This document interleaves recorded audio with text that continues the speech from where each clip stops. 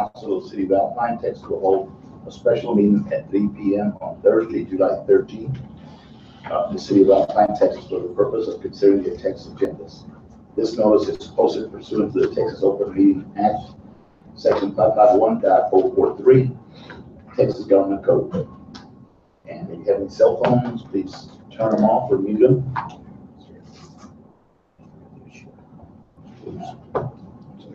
Good call. Okay, we don't have to get you. Okay, so we got that. And members of the audience will be provided an opportunity to address the council during public hearings and during action items. Please speak into the microphone located at the podium and state your name, address. If you have a petition or other information pertaining to your subject, please present it to the city secretary. State law generally prohibits the council from discussing or taking any action on the issue not included on the agenda. But it's appropriate the council may schedule a topic for the future discussion or refer the matter to the stand. No personal attacks on council members or city staff will be allowed. The mayor and city council members may call a point to order to stop personal attacks. If an individual continues personal attacks, the elected official or staff member in the meeting, they may be barred from speaking in future meetings. So, and I call this meeting to order, and I guess you're gonna have to be, our invocations is you are the only person here, so we clear here. Yeah. So we could get a sign again. Let us pray. Gracious and loving God, be with us this afternoon as we make decisions concerning our city here in Alpine, Texas. Help and guide our council members, mayor, and our staff as they put forth the budget for this community with thought and of the community and the citizens of Alpine. We ask your blessings in the name of my Savior, Jesus. Amen. Pledge. I pledge allegiance to the flag of the United States of America and to the republic for which it stands, one nation, under God, indivisible, with liberty and justice for all. Honor the Texas flag. I pledge allegiance to the United States of Texas, one state, under God, one and indivisible. Thank you all very much. Thank you, sir. Now, do we have a quorum? Yes, we have a quorum. We have a quorum. The entire council here today, but the meeting was posted at 9:30 a.m. on July 10th, which was Monday this week. Very good, thank you. And any presentations, recognitions? None? Okay, I don't have a report. City manager? Before you leave this evening, I have the entire list of resumes that have come in for the city managers. Good. And a spreadsheet up front, some preliminary comments. So you'll have those. Very good, thank you. And city staff updates? None? Okay, public hearings.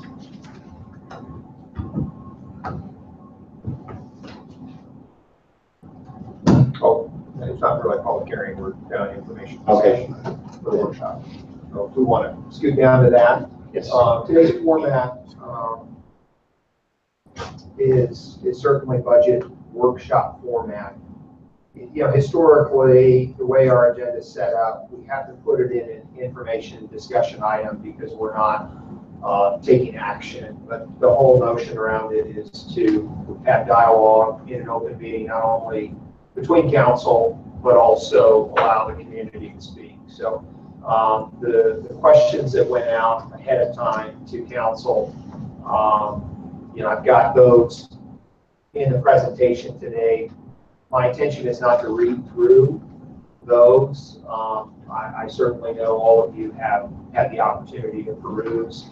The idea today is really more of open dialogue so that as Megan and I finish the draft budget, we can incorporate different ideas in there.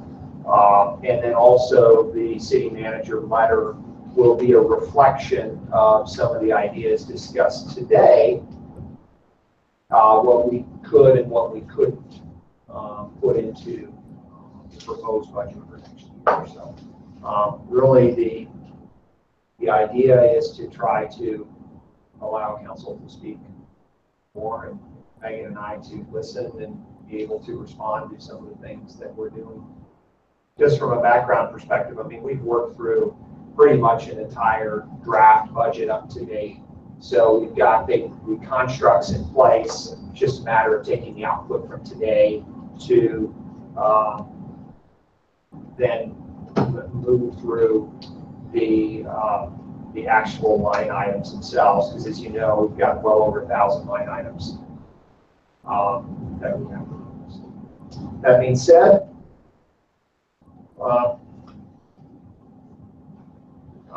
I'm just going to try to go to each main topic and let y'all speak. And if there's any comments from public, last year we had 20, this year we have 4. I guess they looked at last year's budget and the results of it, so yeah. But still, I think it's important. Color from, you know, city manager perspective, what we tried to do with the budget has been when we look at top line expectations. I mean, certainly having a balanced budget is critical, but also how do we move dollars into sustained asset maintenance as we're able to continue to pay down debt and then work through the maintenance of the assets. And so that has been a top line function. I know we've talked at some of the previous recent city council meetings about wage levels and where we're at. I had hoped before the meeting today that I would have the entire analysis done, but without having a city secretary, yeah, I've been a little busy, but I do have it almost ready. It should be complete, hopefully before the end of tomorrow. You're able to get market data. Yeah, we did get market data from Waters Consulting, which is the group that took over when TNL stopped doing it. And so we'll certainly try to take a look at that and understand some comparisons about how we compensate people as compared to the rest of it. And I would say that, you know, when you think about the new city manager coming in, you've got a school district that is now talking about a bond, right? Which is, in my opinion, would be very, very burdensome on the tax base. You know, the biggest issue that we really face here in Alpine, beyond just the city, is qualified workforce. And how do you get and develop qualified workforce? And so as I talk to different businesses in town, as I look at, like right now, you know, we've got, you know, continue to have openings in the city. And so how do you get people that are qualified that can come in and work? So that's going to be a battle beyond just the city, but the whole community is going to have to face. And I don't know if spending $30 million on building a new facility is certainly the right answer. I think you've got to focus on your education programs and your retention of your staff. I did speak out at the school board meeting a couple weeks ago and expressed that I thought the school needed to really focus on wages as they associated with their teachers and really focus on retention of their great staff and recruitment of new teachers. So it goes beyond just the city. It cascades across the community. And so those are some of the things that, you know, we want to think about. I mean, obviously we're in the process of waiting on some feedback on our fire department. I know, you know, some of the issues that council has raised is where we at with fire. So we had the analysis and we're waiting on the output back from them. You know, certainly when we had candidate forum, you heard people talk about wanting to go to a paid fire department, that's $1 million deal. That's pie in the sky. The city is not in a financial position to go towards that. So I think working back with the county on having a good interlocal agreement and then satisfying the needs of the fire as they come up. You know, I will propose in the draft budget some administrative support in restructuring it from having the current volunteer fire department staff who they get somewhat of, it's a small stipend for the administrative side, redirecting that to a more core city staff employee that understands the assets, understands the needs, understands the training, and that's more managed, centralized, plus works back with our city council on that interlocal agreement back in the county. I certainly think the budget, you've got to think about that, the integration of that person. We had a professional out here a couple of weeks ago, and as you mentioned, he spent the whole weekend out here, and he didn't even have to come out here, strictly on his own. And he's done the analysis, but he hasn't gotten back with you and me yet. But that will go a long way to completing the local agreement, because neither you nor I are fire experts. So we let the professional do it. Yeah. Well, and I think then it will be incumbent upon both governing units to have the person in place. I mean, I certainly would propose that be a city employee that's tied into the administrative department here, so that you have the oversight, because keeping up with your training and your certs is critical. And Jim, I know you saw that loud and clear with Chris's analysis. And we're not the only community that suffers with that. This is pervasive across Texas. Now, who's this individual?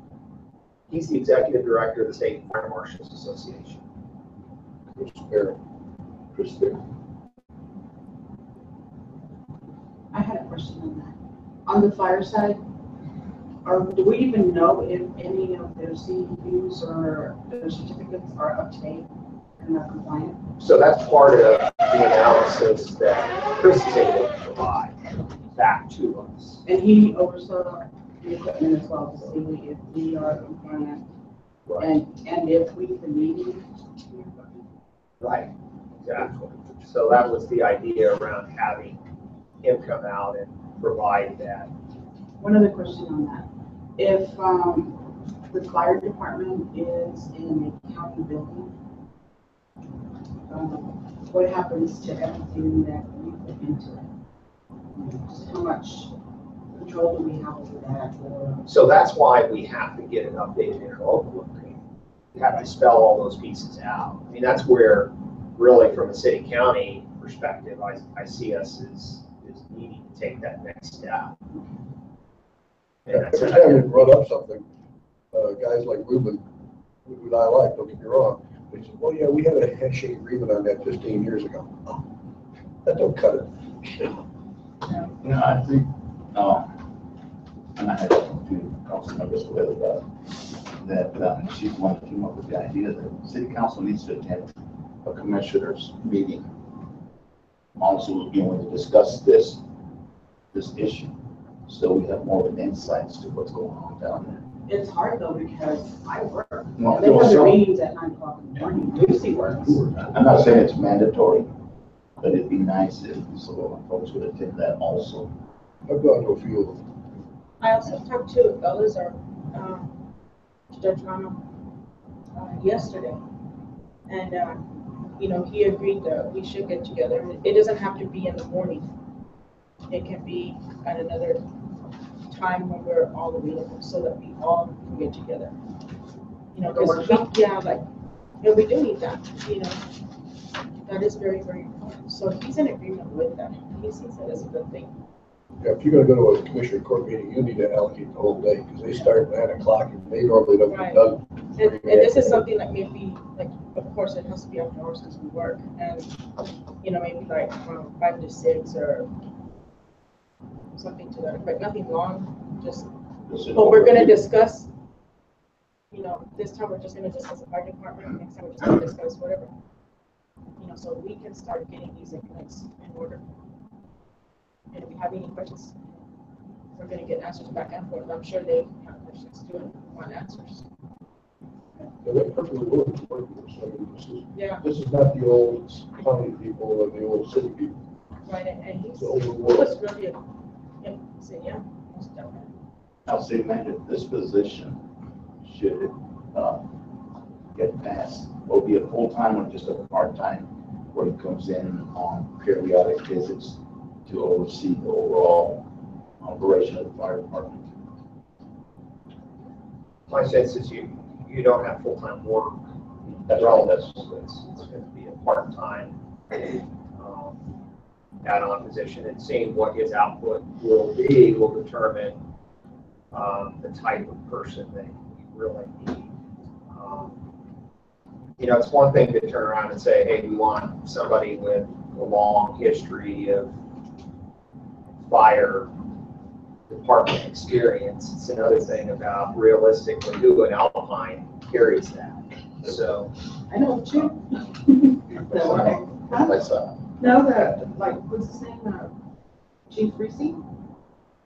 Yeah. You might even consider volunteering, I don't know, I don't know. A lot of the time, by the time they're retired, they're done, they want to move on. Well, but at that meeting that Eric and I were at, the 811,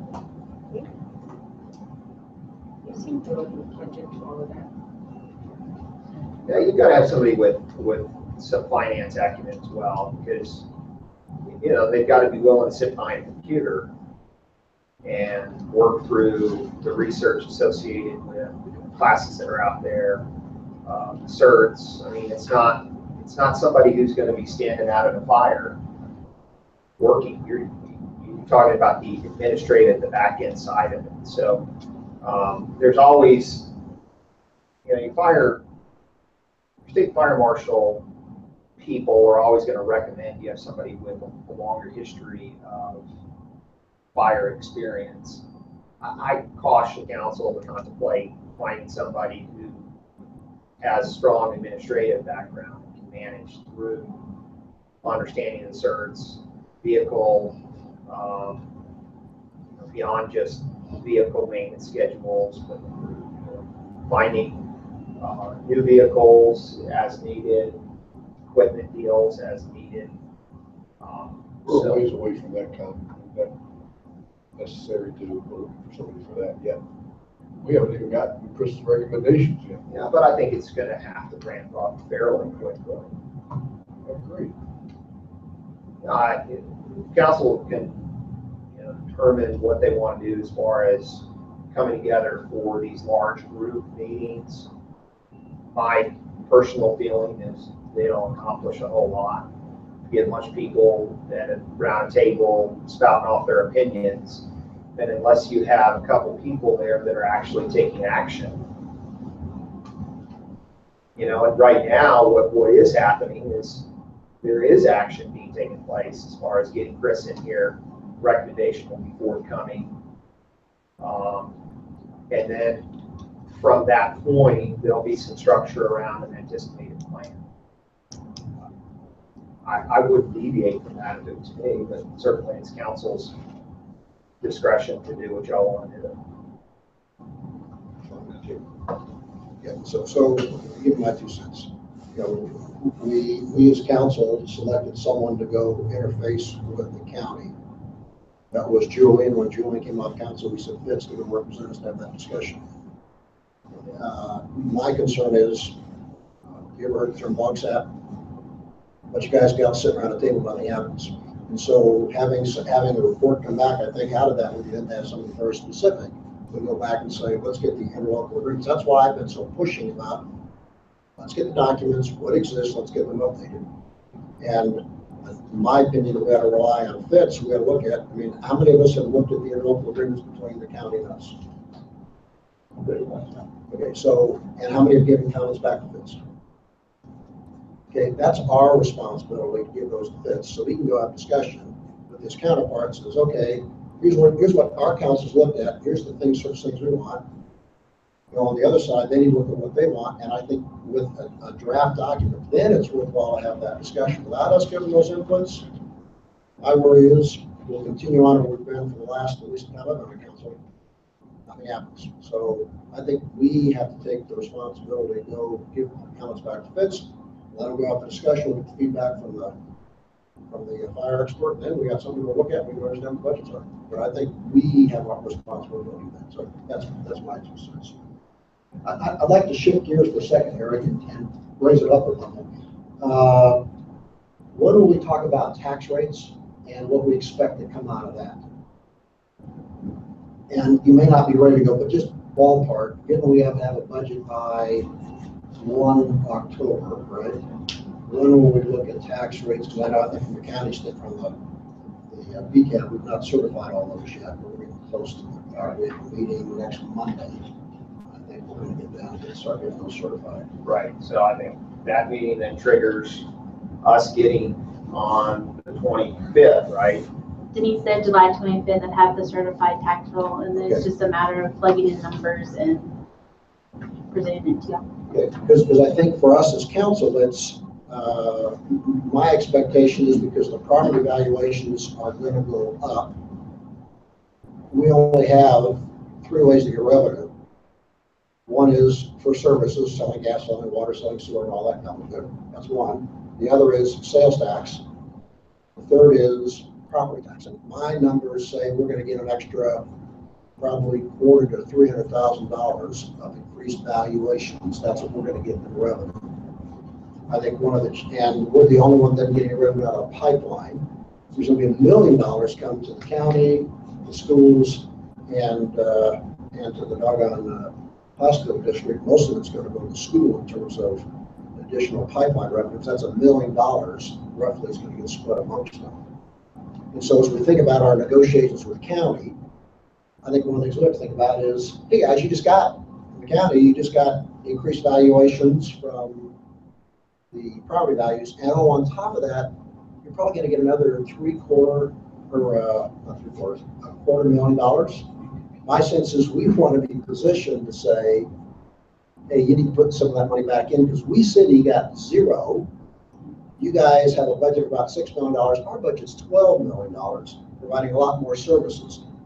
I just think we need to think about that strategy as we go forward.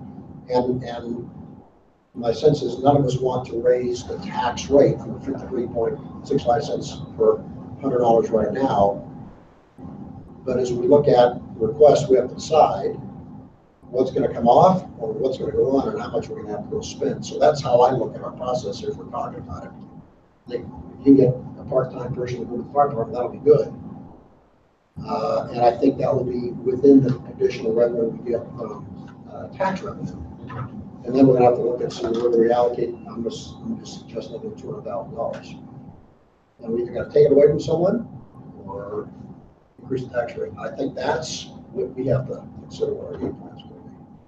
So that's those wages, we couldn't split them with the city, with the county. Talking about for the fire person, we might be able to go do that. Yeah, we might be able to do that. That's in my view, $25,000 out of a challenge we're going to work. When I do my kind of estimate, if you kind of took all the stuff that we struggle our way through, and and when I think about the town hall meeting I had with Ward 5, I think there was somewhere between $1.5 million and $2 million worth of asks that people wanted over and above the $12 million we have. And so when I look at those, that's why we're going to have to be the hard-nosed ones to say where we're going to spend those additional dollars. And because we got 11.9 million, 987 million was our budget this year. Let's assume next year it's 12.2, 12.3. 3% increase on salaries and wages is my expectation of what we want to go do. And then we have to figure out where we're going to spend those other dollars. And that's why I think our strategy is get as much out of the county as we can without losing our autonomy as an organization. Because our budget is twice what the county is. Twice.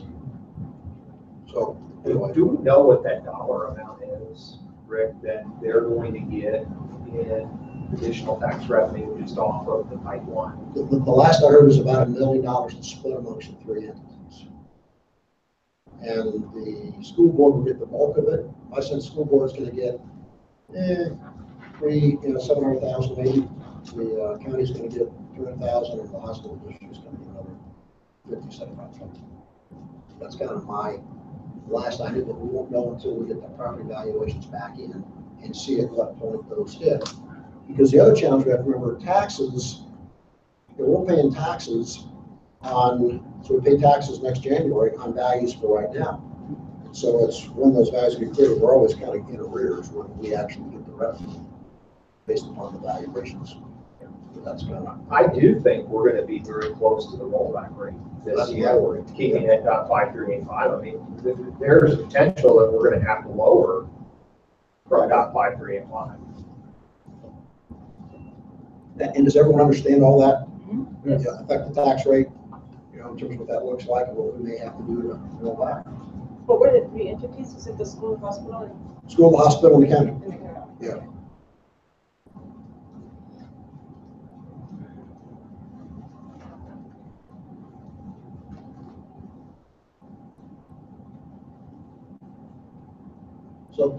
So this says we collect the tax rate, so. Right. But unless we exceed the 8% rollback. Yeah. Then, I mean, I would say don't try to go above that, because you got to go to an election, and that's. Oh, yeah. Yep. That alone is costly. Oh, yeah, yep. Well, and there's a lot, everyone in the city is worried about what the tax rate is. And as Eric was talking earlier about the school board, if they float that $30 million bond, we're talking 25 to 30 million. That will increase the school board tax rate from $1.24 up to $1.50 for a $100 valuation. It's 25% increase. Actually 23.6, whatever, but that's a big. Last time we tried that, it was defeated 11-1. I know, but I was at a school board meeting, the school board was just, it was unanimous. School. Yeah, well, we'll try again. How old was that high school? I was 45 years old. 45? 72. Yep. They should have taken care of Thank you. it. Then they were gonna, they were. Yeah. And, I'm sorry. To go ahead and, just keep up with remodeling and whatever they needed to maintain. And, that's what I've said all along, talked to some folks about it. And, because I did a walk through the high school, and it's in dire need of maintenance. And what gives us an idea of them to build a new school, and a few years later, it's gonna be the same predicament. Okay? I say, they need to spend that money on maintenance, teacher salaries, and improve the building itself. Most of your larger cities, that's what they've done, where they could, they took a school and they just added to it, remodeled it, and saved a ton of money. Yep. So I think that's what this school needs to do. They need to look at that. It's nice to have a new school, but does it help Johnny to learn any better? I was the 100th graduating class from St. Vincent High in Detroit. I'm none the worse the word for that. Yeah. And that's what I'm saying, I think they need to spend money on teacher salaries and enhancing that existing building. Well, every measure, when you compare our students graduating from Alpine High against the state, Alpine High exceeds everyone else. Everyone. So, anyway, that's school board. Right. Can we head over to the airport and talk a little bit about the airport? Megan had hosted a workshop last night out at the airport. We're fast approaching the point in time where we've got to allocate the rest of the dollars for the apron and taxiway rehabilitation project. So Megan's working on what that final allocation dollar needs to be. We've got some dollars saved up, obviously, and we see monthly the amount that we have in reserves there. And, you know, what we've anticipated proposing this year is to use the gas fund again and do an equity transfer out of the gas fund to finance the remainder of our 10% portion that we have to pay. And so there's certainly the dollars available in the gas fund to do that. And naturally speaking, I mean, cities own utilities, and this is part of how they utilize the utilities. When you think through the airport itself, I mean, I remember last year you continue to hear this rhetoric of, you know, why does the city have an airport, blah, blah, blah, blah, blah. Well, the reality of it is I think everybody in this town uses Amazon Prime, and there's no less than 5 to 7 to 9 UPS trucks out there every morning grabbing stuff and getting it to Tony Curry's Plumbing to, you know, anybody and everybody. We also have a medical evacuation program through Air Flights Out. And so certainly a very important asset. And one of the things Megan is doing with the Air Advisory Board is helping ensure that our rules and procedures meet standards that TxDOT expects. Because what we do know from a federal level, right, is there is becoming more scrutinization on federal dollars that are cascaded down. And so what we want to ensure from a city perspective is that we're in alignment, because those that don't operate effectively, those that don't follow the rules, are going to be the ones that run the risk of having their projects pushed out in the future. So we're certainly working that back in, but we do believe we're going to have to do that equity transfer to give us all. So there are 20 full-paying jobs out there through Department of Homeland Security and TxDOT Aviation. Yes. There's mechanics, there's pilots, there's real 20 jobs out there. And they are good paying jobs. Well-paying jobs. Oh, yeah. How much more do we need to allocate, Eric? I think what, 215, 220? About 220,000. Okay. And we've got that within the gas fund? Yeah, I think we just creeped over $1 million in the gas fund. So we've got ample resource there. So as I think about bigger picture, allocating this to the airport works the airport. Part of the strategy we talked about before is we think about the gas fund, because basically that's a higher return coming out of what it costs for gas. Right. We go off of that. Are you going to talk about the strategy, and doesn't have to be this meeting, but I presume going forward, about what infrastructure we need to make investments in gas? We set aside $750,000 a couple months ago to invest in the sewer system. Right. We're probably going to have to make some capital investments in the gas side. And we may or may not, we just got more maintenance. And then the other, we're going to look at going and doing a competitive bid against WTG to see what we get out of the pipeline.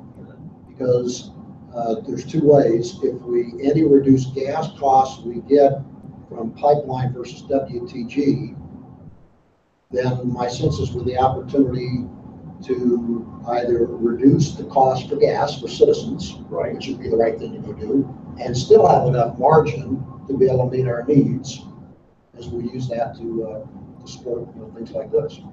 Okay. So from a capital project perspective, we've done a good job at keeping up with the infrastructure. Good, okay. I mean, we replaced a rectifier a year and a half ago. That was a significant investment.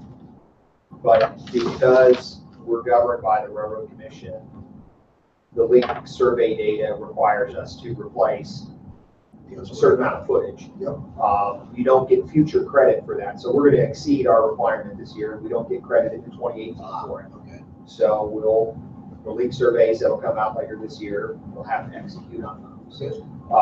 We fund that within the fund every year based on the current rate structure.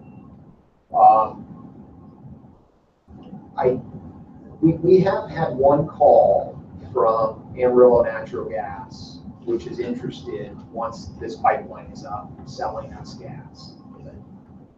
My sense is Atmos will probably be interested. Our current fixed rate contract with WTG will run out in 2018. Okay. At that juncture,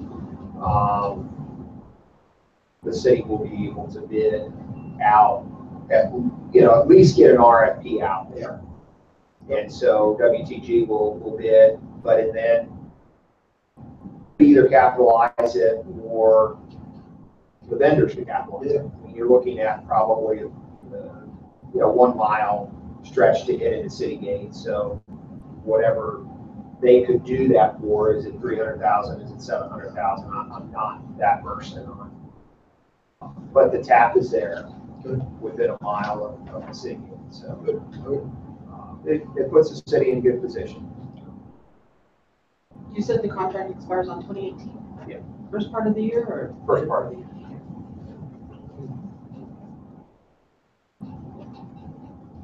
So you'd go forward with this, because we got sufficient funds to work at, still have plenty of reserve on gas. Yeah. Yep. I think that's the biggest city need as far as simulation of cash to ensure we want to get it in the bank account, is so that we can make that declaration to Tex.Aviation, and then everything's shovel ready. And those are the ones that. Would you do it this fiscal year, prior to changeover fiscal year? I don't think we have to. I think if we get it October 1st, we're fine, because we're right on schedule. I mean, we told them that all along, that we would fully fund our account. I mean, if we needed to do anything ahead of time, we could. The thing is, then you go through the 2 readings of the ordinances, and more of a paperwork issue. And that didn't make it easier just before the process. But Megan stays pretty plugged in with Wade and their version of Megan. Megan's work. Megan's done a nice job out at the airport with using the staff this year to do some renovation in there. As far as, she's got the new roof to go on. Cleaned up the interior, painted the exterior of the terminal. She is, and looking at, she'll go out to RFP for the fuel itself. And a couple of fuel providers are contemplating putting in a new fuel pump as part of that too. So that's not something we have to handle right away with this particular budget, but that's on the roadmap. They talked about that at their advisory meeting. Questions on the Good job, Megan. I just want to say the airport's growing. I have 3 hangars waiting to be built. They're on a waiting list. So there is the interest to come out to the airport. There is the interest to grow. It's just now getting everything in place. So it's kind of exciting to see in just a short period of time that change around. Part of what we try to hold firm on is that the new hangars, moving forward, we really want council to contemplate having the new hangar applicants pay for the extension of the taxiway. Even though the city then owns the taxiway, but we're not a heavy profit area. I mean, we certainly operate in the black out there. If you look at fuel sales versus our cost to run the facility, but when you start adding in your depreciation, then it shows that we fall behind. And so what we're really trying to do is ensure that anybody that is committing to build a hangar, they also commit to the extension of the taxiway. And all the improvements we've been doing, we're utilizing the ramp grant. So it's 50-50. So whereas the past, the city didn't take advantage of it, we're taking full advantage. That's how we're getting the new roof at half the cost. Is that they reimburse us 50%. So. And what grant is this? It's called the ramp. It's through Tex.Aviation. It's a 50% up to Ours is up to 30,000, but there's always the letter that we send that says, please, if we could have, a little extra, they're willing to do it. Prior years, at most, I'd see reimbursed would be 5,000, 10,000. Past couple of years, we've been reimbursed between 20 and 30. So we're taking full advantage of all of our resources out there. Yeah, there's two types of grants. One is for the ongoing, how to take care of things, that's a 50-50. And then the taxiway ramp area, that's at 90-10. We take 10%, state pays 90% of that. So that's the $3 million, that's why I get the 200 plus set aside. That's our 10%, and they're going to put $2.7 million. And they handle all the background paperwork. Oh, yeah. Yep. So it's a huge relief. You should consider doing an open house once you get everything cleaned up over there. Open it to the public. So that Yeah, they that can is, help. so we can see that. Yeah, so they can see what we're doing and the hangers that are coming in and get them out there to see what's really happening. Definitely. You scheduled a fly-in We've tried a two year flying. ago and then Fogged it out. got fogged out. Yeah, it's not that far. But we'll do that again. Everybody's. Yours? We'll get Rick to fly us in. What section do y'all want The paving. Yep. I was out at the Country Club Estates this past weekend. Oh my God, it's horrible. I needed a 4-wheel drive just to get around. So I will tell you what my opinion is on Country Club Estates. And I've shared this with a couple of residents out there. I think the city needs to be annexed. I think what you have out there, and there's some really good people out there, but the reality of it is, the city gets 28,000 a year in ad valorem tax. It's 10% of the entire road asset. We've got a $1.2 million a year paving liability, so it's, it's And 100. they are in city limits, right? Yeah, 120,000 a year just to maintain the roads. And the reason why it's getting so bad is because it's a sip for money to put material out. So since it's in my ward, to give you a little background, I spent considerable time out there. I've done 2 separate town halls just for Alpine Country Club Estates. Okay. So that was annexed back in 28 years ago. And there was a plan to build 150 homes. That was the game plan. And move the golf course out there. That never happened. That was going to be in 3 phases. Phase 1 at 50 homes got set up, but only 26 homes got built. There's another one being built right now that'll make 27. They pay taxes just like everyone else does. But Not everybody out there. well, they pay taxes, so there are some who, because of disabilities or whatever, don't pay taxes, but they pay the same tax rate we do. However, just a little refresher on taxes, for every dollar we spend on taxes, we as citizens property owners, 54 cents goes to the school board. Okay? 27 cents goes to the city of Alpine, 17 cents goes to the county, and about 7% or 7 cents goes to the hospital district. So that there's your dollar. Okay. So the problem is that because people are paying $4,000 or $5,000 then per property, the net that the city gets is $26,000. That's all we have. Now that's to do roads.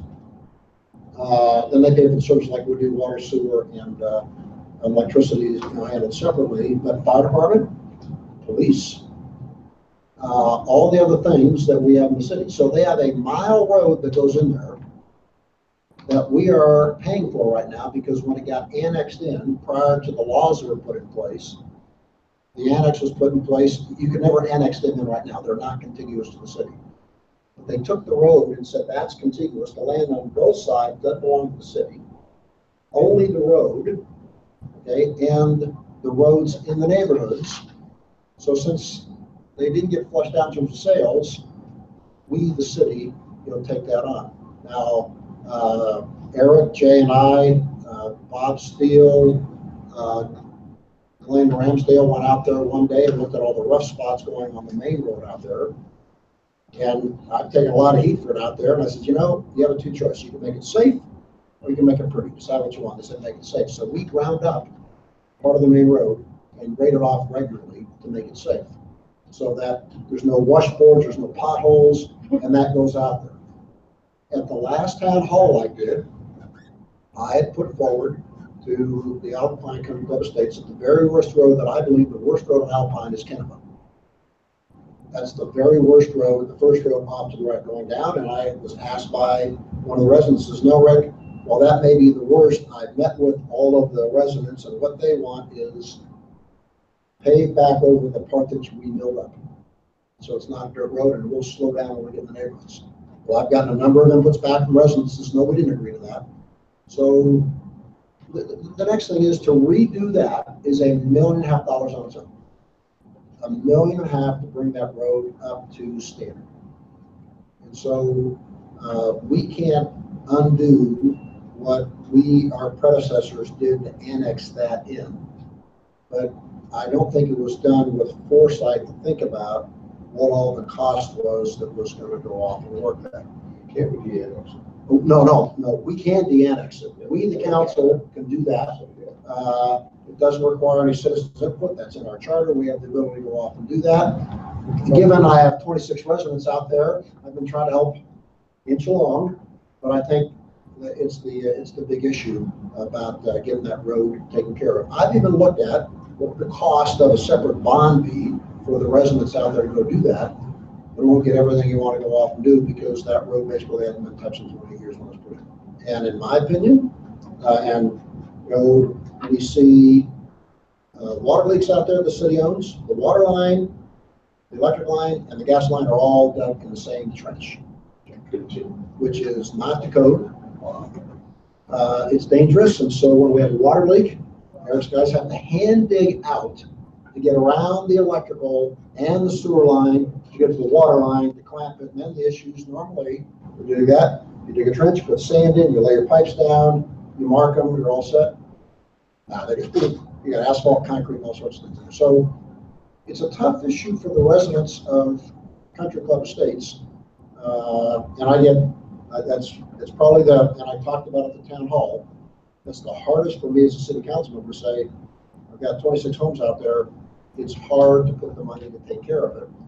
So right now I'm getting ready to go meet with them again to say, okay, you got a choice. You can do Kennebunk or you can do the sections we milled up, but we're going to inch our way along unless the council were to choose to do something different with it. Anyway, that's kind of the Rick Stevens perspective. I've been living it. I've talked with residents, and it's an element of emails and phone calls that I get all the time. So I haven't been out there in a long, I haven't been out there, period. Yeah. And I did see that, where they had taken the road apart, and you could tell where they had.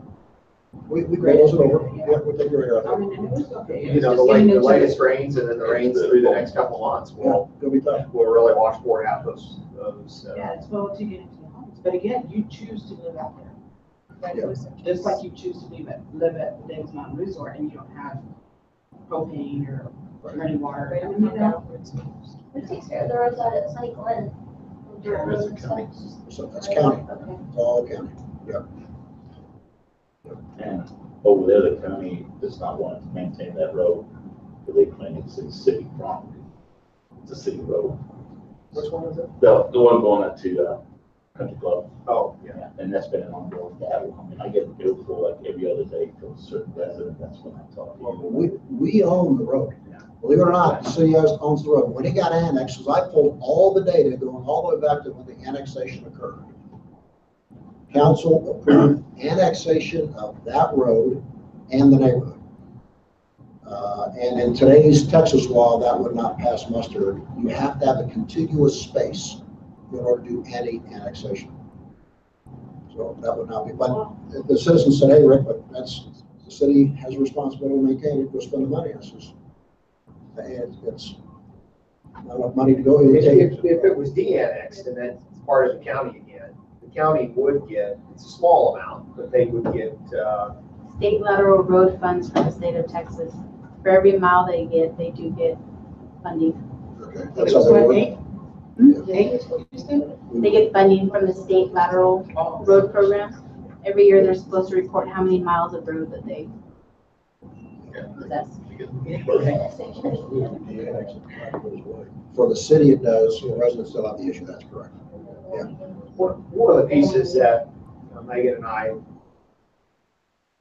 been talking about in relation to our projects this year with paving.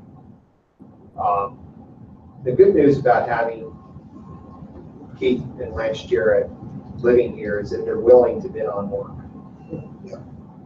Bad news is they're like every other vendor in this town. They have more requests than time. And so we're trying to get that final timing lined up to finish the projects that are on tap for this fiscal year. What I shared with Megan this morning is once we have the line of sight on that, we may want to have council take action. If it's going to roll into October before they finish and we pay, we may want to take action to put the remainder of the dollars into the reserve fund specific to that project. That way we're not funding out of next year's budget for the stuff that we've allocated for this year. That makes sense. And so we had a good discussion on that this morning. I think we're prepared for that in September. So, and that's 2 readings, it's an ordinance, correct? Let's change for that resolution. It would be a budget amendment in order to move the fund, so it'd have to go through the same process. Okay, so you'd have to do it before fiscal year ends or something. Or have a call meeting. Yeah, you know, one of the things, I know we all hear about it on roads, is the assessment about where the worst road is in Alpine, for lack of a better term. Do you have kind of a sense of that, Eric, or just Jay? Because I know that drives, you have 2 things that drive the actions on the roads. One is where the worst ones, and the other, you have equipment to move to go be able to tackle those. Right. So you can't move over to work on one block over there and then work on another block over there, another block over there, because your cost is just huge. Correct. In terms of moving gear around. But the other, it might be helpful, you know, to be able to look and say, I don't know, for lack of a better term, where are the hot spots, so that people get some sense about how you see that schedule playing out over time. So what I would tell you, just at the surface level, with comments from citizens, is the worst spot in Alpine is always their own neighborhood. That is for sure. What I would tell you from a engineering perspective is that when you come down from Hancock Hill, from Loop Road down to the creek, that is always going to be your worst section of roads between Brown Street and Sawross Avenue, because the water is the worst element. That's right. And as it runs down, and that was part of the reason we really focused on the Seal Coat program through there, was to try to buy some time. The second piece that we think about is what roads do people drive on the most? So, like, I look at a road and I think about Lockhart Avenue between 9th Street and 11th Street. I say that because Gino owned a home there for lots of years, and I go by there and I think, my God, that 2-block stretch is awful, right? But it gets 4 or 5 pieces of traffic a day. Sawross, which we're preparing to seal coat, the rest of it gets 500 or 600 pieces of traffic easily a day. So although that road is in better shape, it just has more traffic. And so we're trying to balance between where the real traffic is, and that's why you saw like Avenue F and Fighting Buck get repaired, because we know we have heavy traffic down those 2 avenues. Between the one-ways all the way to Sawross, from City Hall down to Second Street. We know those are heavy use, and that's why they're on the schedule this year. It's also that convergence or that center part of town where we get foot traffic as well. So then from there, so the strategy behind Carpenter Addition this year, we'd actually been trying to do that for about 3 years. The strategy is you have a curved neighborhood in there. The road hadn't been seal coated in 14, 15 years. We felt like we could seal coat it and not have to touch it for another 10 to 11 years because of the curving in there. And so, but if we waited till 2018, 2019, we felt like there was going to be too much agitation on that road. So really glad to see that piece done. Now,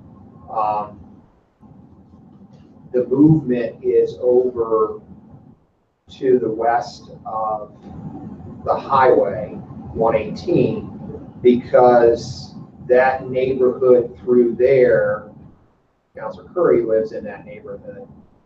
If you get on those roads, there's a lot of residential traffic there. The mayor's not too far from there either. There's a lot of heavy residential traffic. We've done a lot of sewer tap, and we're also doing gas work in there. So we've got material staged at Coconut, easy to grab, and they'll mow through that area. And so a lot of what they try to do is predicated on keeping the equipment and people in the same place.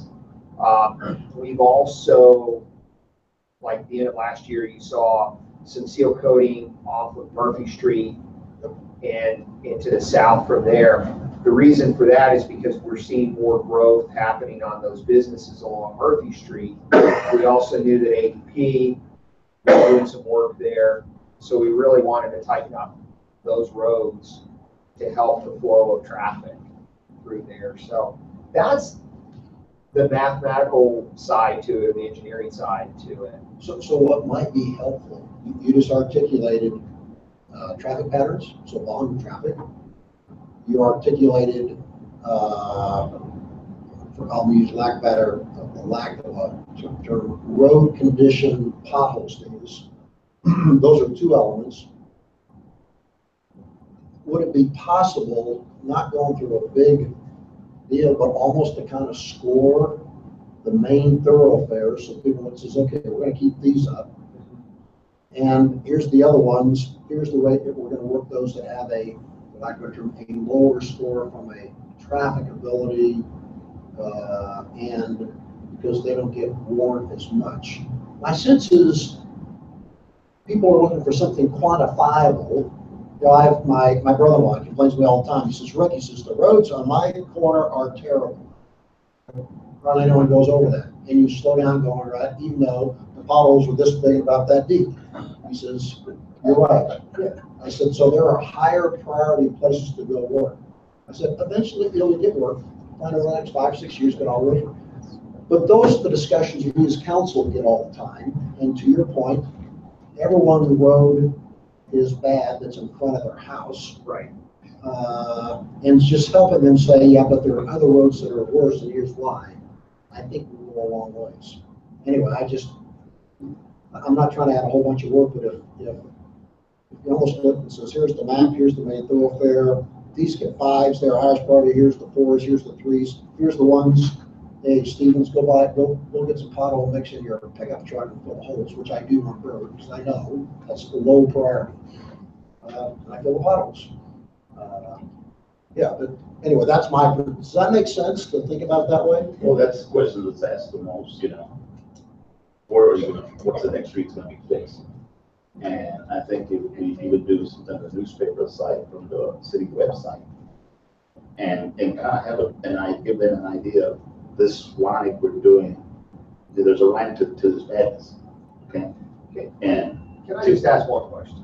Because I'm going to get a little frustrated. Right? Yeah, that's right. And what irritates me the most is people don't call me. Yep. They simply don't. They can send me an email, they can call me. I've had lots of conversations with people over the years about the strategy and why we're trying to do what we do. You know, I'm trying to understand, what are they getting at? What are they trying to get out of this? Because the other piece that's going to happen, right, is we're going to get this CDBG grant, okay, that's going to do some of the water line enhancement, some of the fire hydrant enhancement, depending on what that does to the streets, which is over in Lucy's neck of the woods, then everything may shift over there. What I worry about is that if we line everything up and say we're going to do this, this, this, and this, then what happens is we get a month and a half of rain. And then you get people that come back and say, see, you committed to do this, and you're not doing it. That's my fear. And I've dealt with that for, you know, 3.5 years. What I would say is that, you know, folks just, I wish they would pick up the phone and call and set up an appointment and come in and talk to me. And I'm sorry that they corner you at the grocery store or, you know, out in other places, but there really is. I look at what we've done in 4 years, and we've really sequentially every year progressed and done even more. And certainly there are going to be streets out there that need help, and it's going to be 3 or 4 years before they get there. But you know, I understand what you're saying about the frustration. They're not calling you, but you know, I know Rick and I are always talking about this stuff, so people find it easier to look at you face to face and to pick up the phone call. Because I always tell us, you know, why don't you go to city council meeting? Why don't you call the city manager? And they won't do that, you know, for whatever reason. But if you're out and about, you know, as a council is, and not even just to say Rick and myself, as a council, they find it just easier. But oh, there he is, boom, and they get you. Well, I'm real good about, they try to stop me, but if you stop and make eye contact with them, if you continue to walk and say, you know what, call City Hall, they kind of back away from you, you know, because, and they know, I mean, they know I'm busy, you know, and I've always sent everything to City Hall, even comments. If they want comments, everything goes to City Hall. In the past, you had a hard time in the past getting certain council members to come in and see you. I would understand your frustration. I would also say that Hector and Eddie are very visible out there, and they do a very good job at articulating what they're working on. Now, certain people feel comfortable approaching them, certain don't. I get a little frustrated because it's like, wow, for 3.5, 4 years, I've had an open door. I've taken every meeting that has been proposed to me. I mean, some folks, I've had to reach out to them because they cancel meetings, and I try to get them to come in and articulate what it is they're concerned about.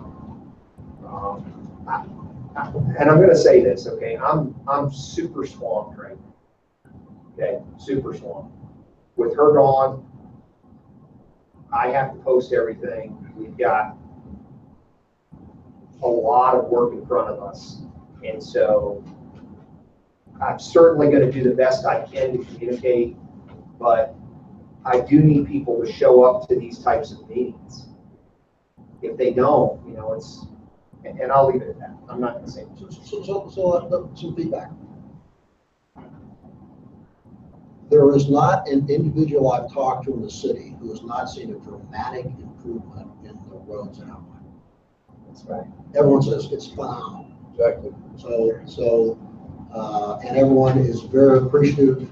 They see the amount of effort, the activity, what's going on. There's no question about that. I think not, and that's a good news, bad news story. The good news is they say, hallelujah. The bad news is it raises their own personal awareness about what goes on. Okay, it's like the dollars for the creek bed, the walkway. For one, you know, hey, we got $240,000. Oh, well, let's go spend on something else. So, you know, lots of times we go work that.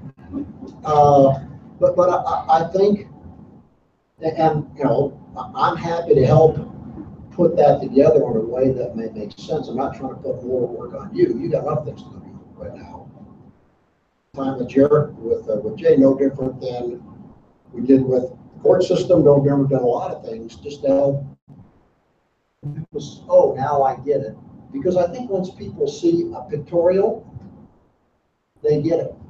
And part of my struggle is I know where there's a section going on and kind of the next section, that's all I know. And I think that we're not asking for a lot of detail. It's about, okay, where are things going and how does it move forward? And I'm having help put that together. It's not about putting workload on you. It's about trying to, at least so I'm up to speed. So I'm talking to said, I've got my truck with the patch mix. I go fill in the holes I need to fill the hole. And I tell people, sorry, it ain't gonna happen for 3 or 4 years. They get it. Yeah, and I do that article once a month, then I do post on that these streets have been worked on 40, 50 years. I says, in the last, couple of years, the city council has improved monies, to the city manager. And look at all the streets are being fixed. And so then they start looking at, well, wow, it has been that long. But if you can't do it overnight, and I always tell us, if you want your taxes raised, we'll be more than happy to do it. Yeah. Not a problem. We'll hire a contractor to come and redo every street. But stop and think, taxes, or give us time. And tell people you can't neglect these roads for decades and fix them in 6 months. It's gonna take a while to do that. We gotta. Yes, I'm sorry, I came in a few minutes late, but what is the protocol? Will there be an opportunity for citizens' comments on the overall budget? I do have a few things to share. Whenever the opportunity, I'll let Joe, if you'd rather be at the end or right now, whenever. Oh, you're talking about, you gotta talk about the topic we're on, yeah. Oh, okay, just that particular topic. Yeah, and then we'll have different topics, correct? Yeah. Just the overall areas that I highlighted in reference to this meeting today. Whenever it's appropriate. 1 minute. Okay. Very good. And I'm sorry, I didn't mean to interrupt, just like that. I wasn't sure what the protocol was as far as citizens' comments. First of all, I do appreciate y'all with the things that y'all are doing. I know that the concerns of this community are very much several concerns. And I know that I was just going through this budget survey and some notes that I've been highlighting, and I know I'll let you proceed and everything that you've been touching on. And I just highlighted a few things because there is a lot of concern up there right now. People are losing trust in several issues and several things going on. I'll just start off with the expectations, and I'm not going to be over. Where you got a copy of that from? Yes, I got the copy. Who emailed that to you? Who emailed it to me? I requested it. I requested Texas Public Information request. This presentation today? Sir? Are you speaking to this? No, well, I wanted to touch on both sides. Yes, No, I'm just curious, who sent you that? I requested it from council, from anybody. Well, it's open records. Yes, sir. No, you didn't send an open record request to me. No. I'm answering those right now. I want to know, where'd you get that from? Where did I get that from? Yeah. I got it from a particular council member. And which council member? Well, let me ask you one thing. Where's my copy for the privatizing of the airport and from the Attorney General that requested from you? I asked you a specific question. On this particular copy? Where did you get that? I found it. I printed it out. Who gave it to you? Who gave it to you? Who gave it to you? I requested, I got it from my copies from, well, is it in open records or what's so strict about this? No, it's a draft form until council meets today. Until So council? somebody gave you that ahead of time, Illegal. Ahead of time? illegally. Illegal? I want to know who gave that to you. Wow, you were pretty strict here, and I still haven't got my copies from the FBO on. We're not talking about that topic. The Attorney General is familiar with that copy already. Answer the question, please.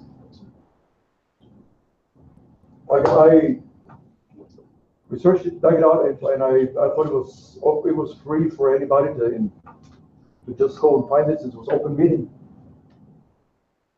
Who gave you the copy? I got it from one of your council members, Which one, please? Councilman Chavez. Or Chavez, we don't have. Councilman Wilson. I'm sorry, Escobedo. Yes. Well, I thought that there was open meetings and all records were open to the public, and this is why the door should be open. And It's in draft. we're surely want to deal with the Kremlin here, sir. This, I don't appreciate your smart aleck. well, you're treating I like asked a- you a specific question. Yes, and I asked you a specific question. So What is my- you were given a draft comment, a draft information. Councilwoman Salas, you have been instructed that you cannot, No. or Escobedo, that you cannot give this information out to citizens in advance. Okay, so we've now got this on the record. Oh, I didn't think it was in advance. I thought it was an open. No, this is an open meeting. It's in draft format until council contemplates it, and then it will be posted for the community after the meeting. After the fact, or so there's no room for public comment to it. The public is invited to come up as we talk about different portions of the budget and voice an opinion or a comment. The law firm. Right now, we're on, this is city council's meeting. City council sets Yes, well, the this is meeting open. rules and procedures, Mr. Cobos. Yes, sir. City council sets the rules and procedures. I'm sure of that. I am here to follow the rules and procedures. And you work for me. No, sir, I work for the city council. I I am would part of never the city. work for you. I am part of the city. I would never work for you. Okay, so let's get real clear here. Yes, sir. Okay, we're in the middle of a workshop. We're on a topic right now related to paving. What comment do you have relative to paving? Okay, well, You have 3 minutes. 3 minutes. Oh, so you're the one that's timing. No, sir, the city council has set the meeting rules and procedures. You're very aware of that. Okay? Well, In fact, the mayor read them as the meeting started, okay? Which you were not here I want to hear. for the beginning of the meeting. But it's So you posted have on the 3 minutes. agenda. Yes, sir, go ahead. Now, we're gonna call point of order. You know, I asked you, when, Yes, sir. you asked permission to speak, I said, it's on the topic, On the topic. okay, at hand, Yes. which is, Also, we'll revert back to that, and my apologies. I thought this was an open meeting for people to comment and It is, but stick to the topic. stick to the It's just topic. like in any meeting, you have to stick to the subject at hand. Yes, well, I didn't think there was an opportunity for either topic. You know, we're moving so fast in this. Yeah, but you know, we gotta keep the line of order, and as the city manager is posting, we're talking the topic of paving. So any discussion or concerns, just that, and right now, when we move to another topic, then you may comment on that topic if you had an issue on it. Okay, so let's move on. It's, I'll just say one thing, you know, it's, they're overly structured here, that is why people are losing. Point of order, you know, Paving. thank you. We're on paving, sir, and, if you want to comment on any other topic, as it comes along, then, you know, feel free to. Thank you. But we'll go down the line of order, please. Actually, I do have something to say.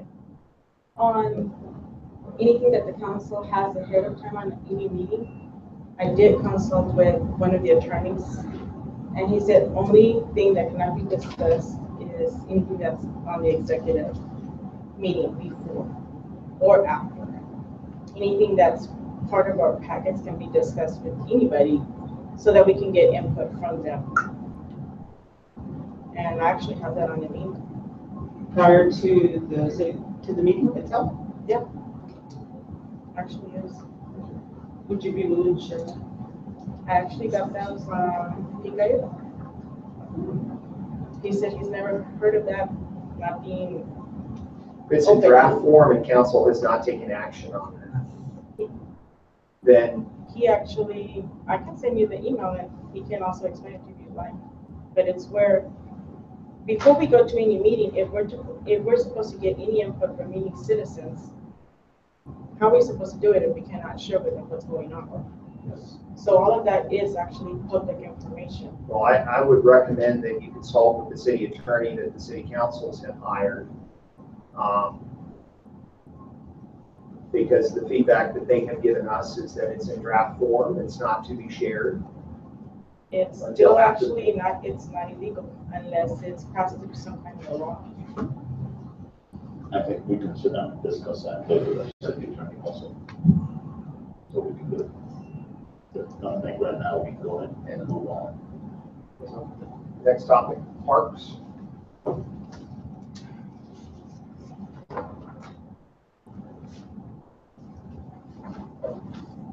The this year we increased the pay a little bit on our lifeguards. And really have been able to get quite a bit of good use out of the pool.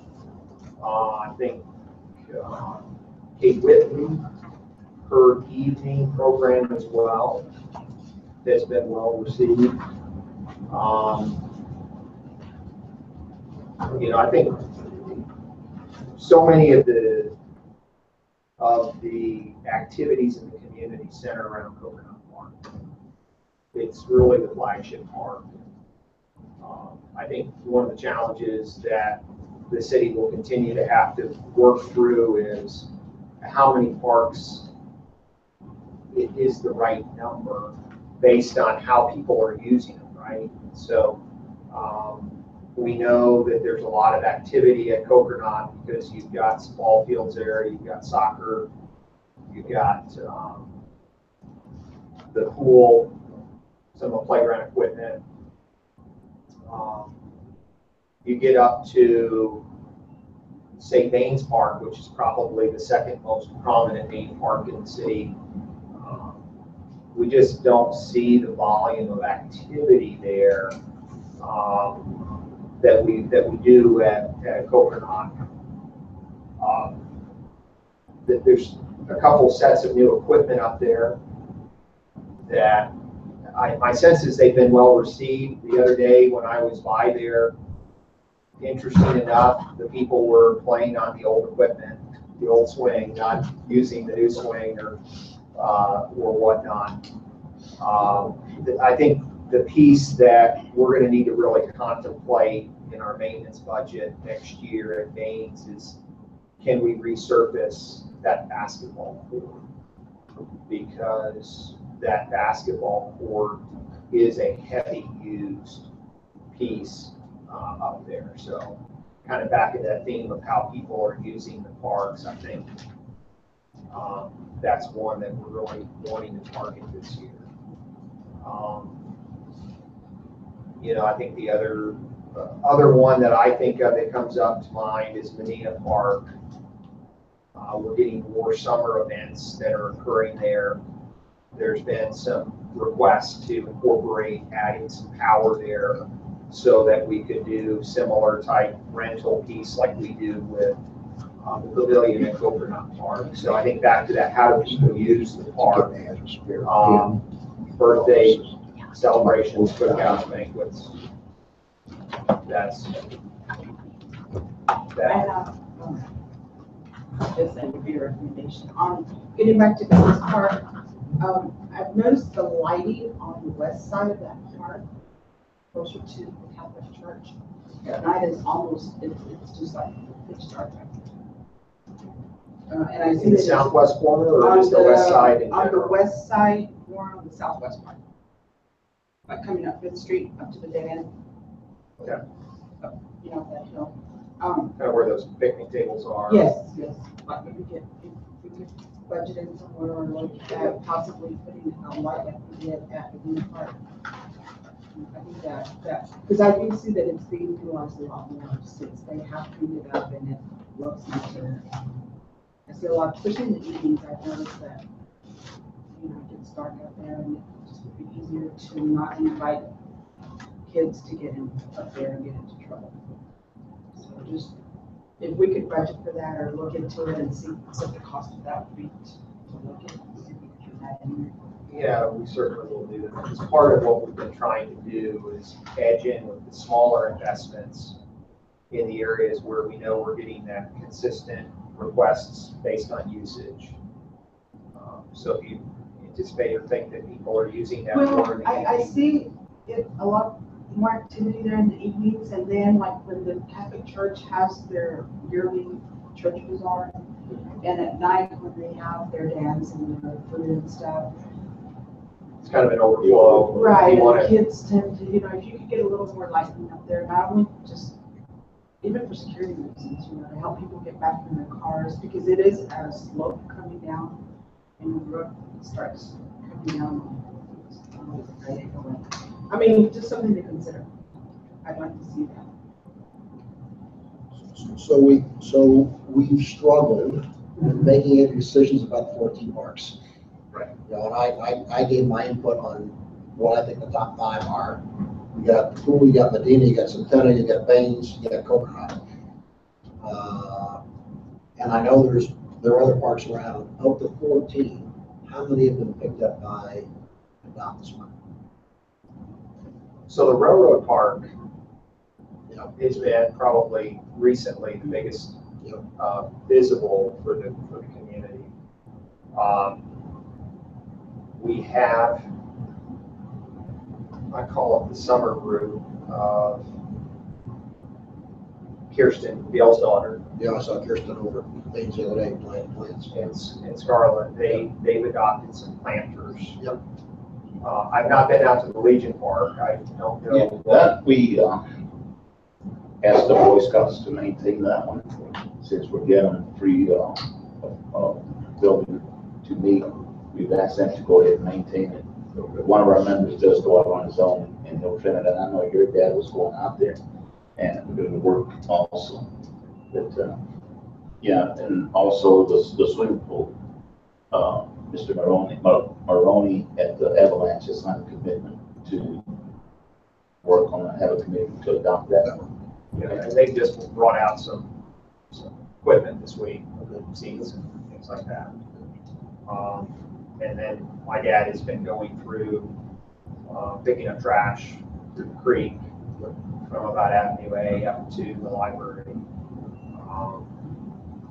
And so although that's not a listed park, it's a thoroughfare that gets used like that. The reason I raised it is we asked the Parks Committee to come up with a recommendation.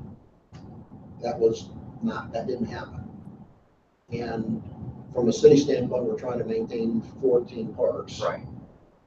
But the reality is 4 or 5 are getting maintained and the others are not. Is that a fair statement? That's a fair thing. Yeah, it's a fair statement, but also the ones that are being maintained because they have equipment that are more used than the other parks. Oh, yeah.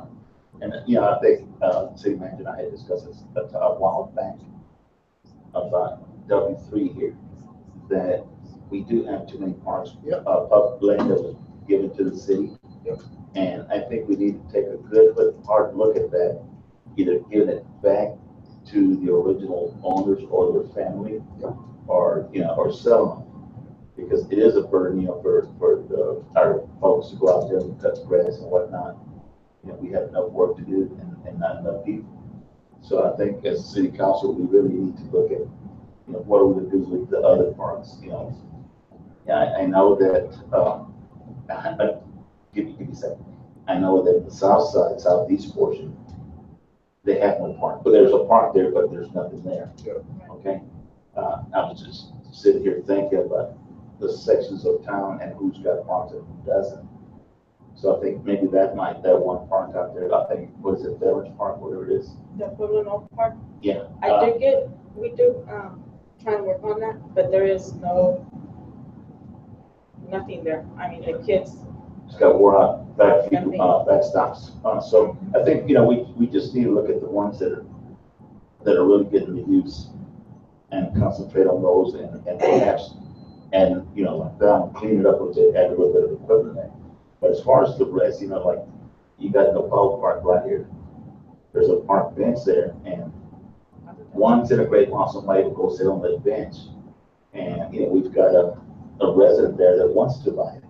He's been for years trying to buy it. So I think we need to look at stuff like that and sell it back to whoever wants to buy it and at least make some money off it, and then take those monies and put them into the park fund to be utilized at the active parks.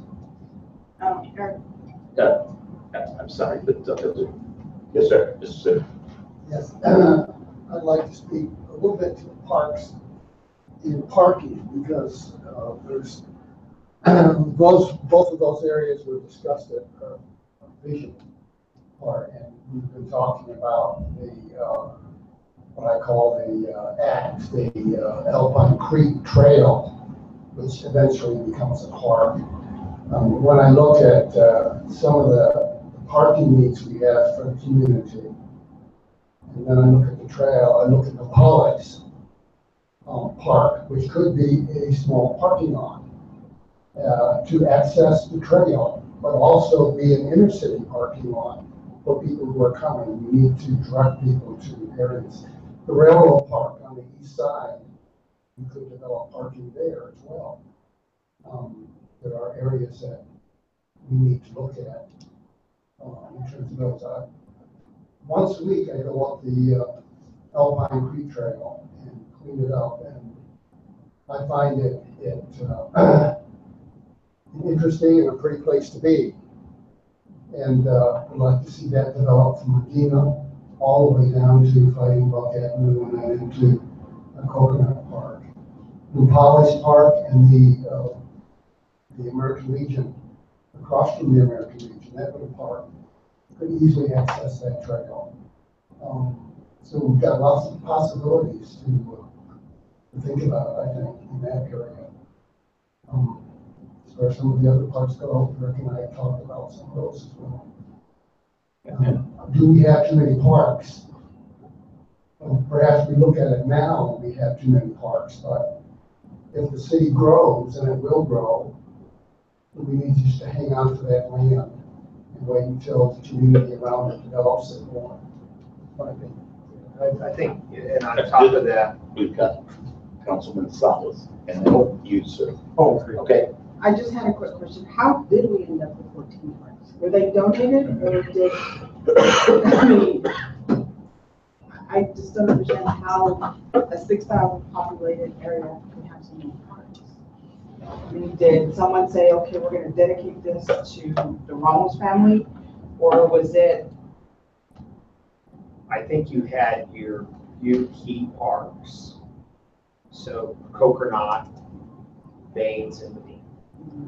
And then the rest of the stuff over time, the city either owned the lot or it was like the Paulus, the Howland family gave that to the city expressly to be a park. And instead of the city saying, no, thank you, they said, how do we look at enforcing the mountain? And that's what happened.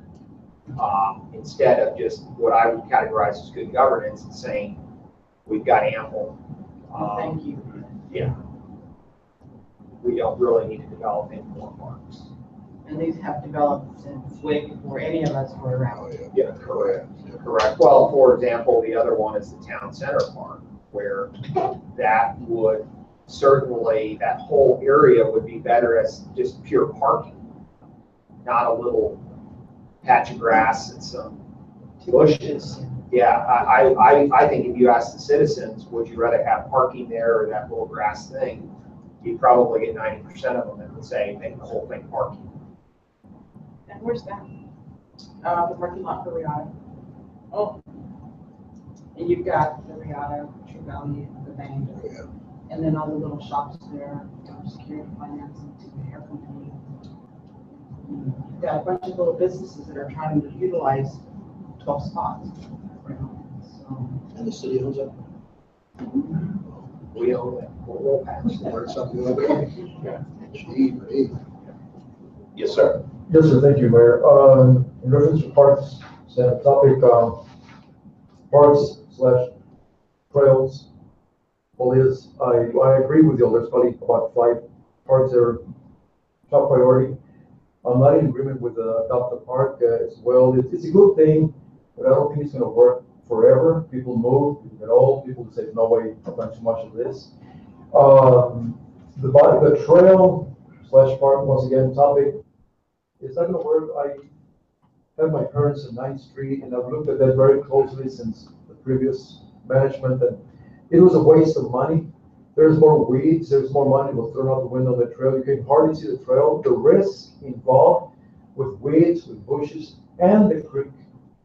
I noticed that the creek around Medina was clean, real clean, very much during this Fiesta del Barrio.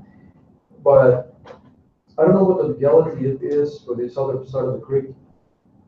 Trails, park, all in one topic, is to have Avenue in Holland clean, and I brought that up several times ago, and there was all sorts of, issues with it, and one of the things when it rains and rains and rains, and we have a big problem, and people are trying to think they've got a walking trail somewhere there, we're gonna have a flooding problem because nobody there is, and we are able to bypass that and clean all that creek through there. If it takes attorneys to put it in writing or whatever, and bulldozers to clean it, and maybe we could think about a trail, but it's not gonna work. Better invest into the right parks and not be coming up with lonely parks. Historically, this family is the Montbane's family. They give us lands and several other families. And I know I heard a while back through the council that all these Medina Park, we need to sell it, there's only about drug usage. So there's a lot of decent people in this community. There's some good parks, but these are those parks that just in the way. And once again, on that trail issue, I wish and pray that money would be allocated instead towards the parks and not the trail that's gonna go, somebody's gonna make thousands out of it, it's not even gonna work out. Thank you. Thank you. Now, I'd like to address that because Councilman Stephen had a workshop about a week and a half ago. And it was on the new vision plan. And he broke it down into different subjects. And one of them being item number 6 was the trail. There's a committee that was on that, and they have questions and stuff that they're also concerned about. But they're looking at the all around, nothing's been set in stone if I'm not correct. So it's just, they're looking, is it feasible, yay, nay, this type of thing. And it was open to the public to come to the vision plan viewing, and that's where the committees were broken down. So, this one, again, I stress it, citizens need to come to these workshops to actually see what is going on. And it was a very well put format that Councilman Stevens put. So, you're gonna have another one in the future. That's right. So, you might wanna look, attend a meeting because they're open to the public. Okay, and this is where you can have your input also. With that said, I think we can move. We want to go to healthcare? Okay, healthcare is next.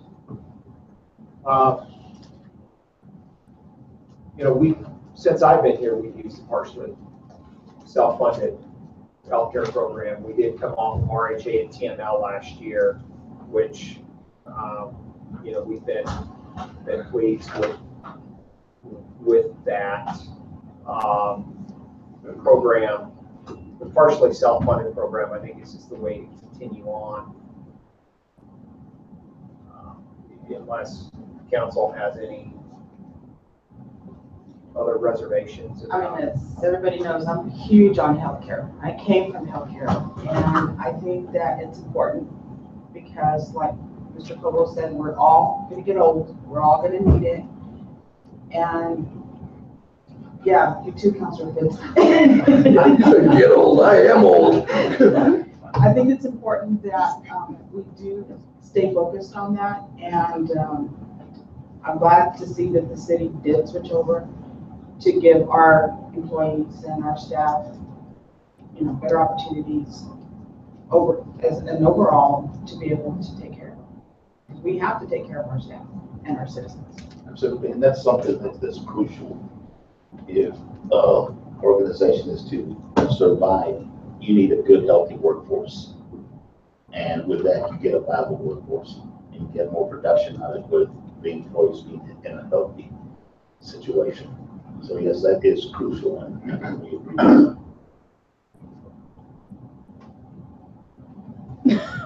Megan? All eyes should. I know, actually, since I've been here with the city, switching over to TML has been a lot more beneficial to our employees. The city's refocused everything on preventative. So we offer a lot more preventative programs that allow them to take advantage of. Just instead of I have to go to the emergency room, I go get the annual checkup. TML offers a lot of, if you do A, B, and C, we'll throw you the prize. We'll send you a gift card. We'll do something because, as everyone knows, health insurance is the #1 concern, in my opinion, in the United States. It's always been a big topic, especially since Obamacare came into practice. we've done that extra step, in my opinion, to like, hey, we want you to go get a checkup. We want you to take care of yourselves. We've even added a feature. Unfortunately, it's not being used, but you know, if you don't have time to get to the doctor, you know, you've got kids, you've got work, there's something going on, pick up the phone, we have telehealth. You know, there's so many options. TML also provides a much larger wealth of information to us as far as kind of a breakdown of, okay, you know, you have so many people who go to the dentist. It's not the names and stuff like that. It's just like, you know, hey, look, you've got people taking advantage of this preventative program. Good for you. I actually have TML where I work, and I just received a little check sheet list in the mail where it says, you know, wellness required, you know, physical required, prompting you to say, these are the sections that we are asking you to actually go take and have someone look at it so that it will keep you from having to be hospitalized later down the road. Which was good, because it had 6 or 7 things on there, and you know, 5 of those were required and the other 4 were not, you know, but they give you a heads up on, say, oh, just FYI, remember, you know, you've got a wellness mammogram coming up that you should really do, you know. And I think that's good that TML actually looks at all that.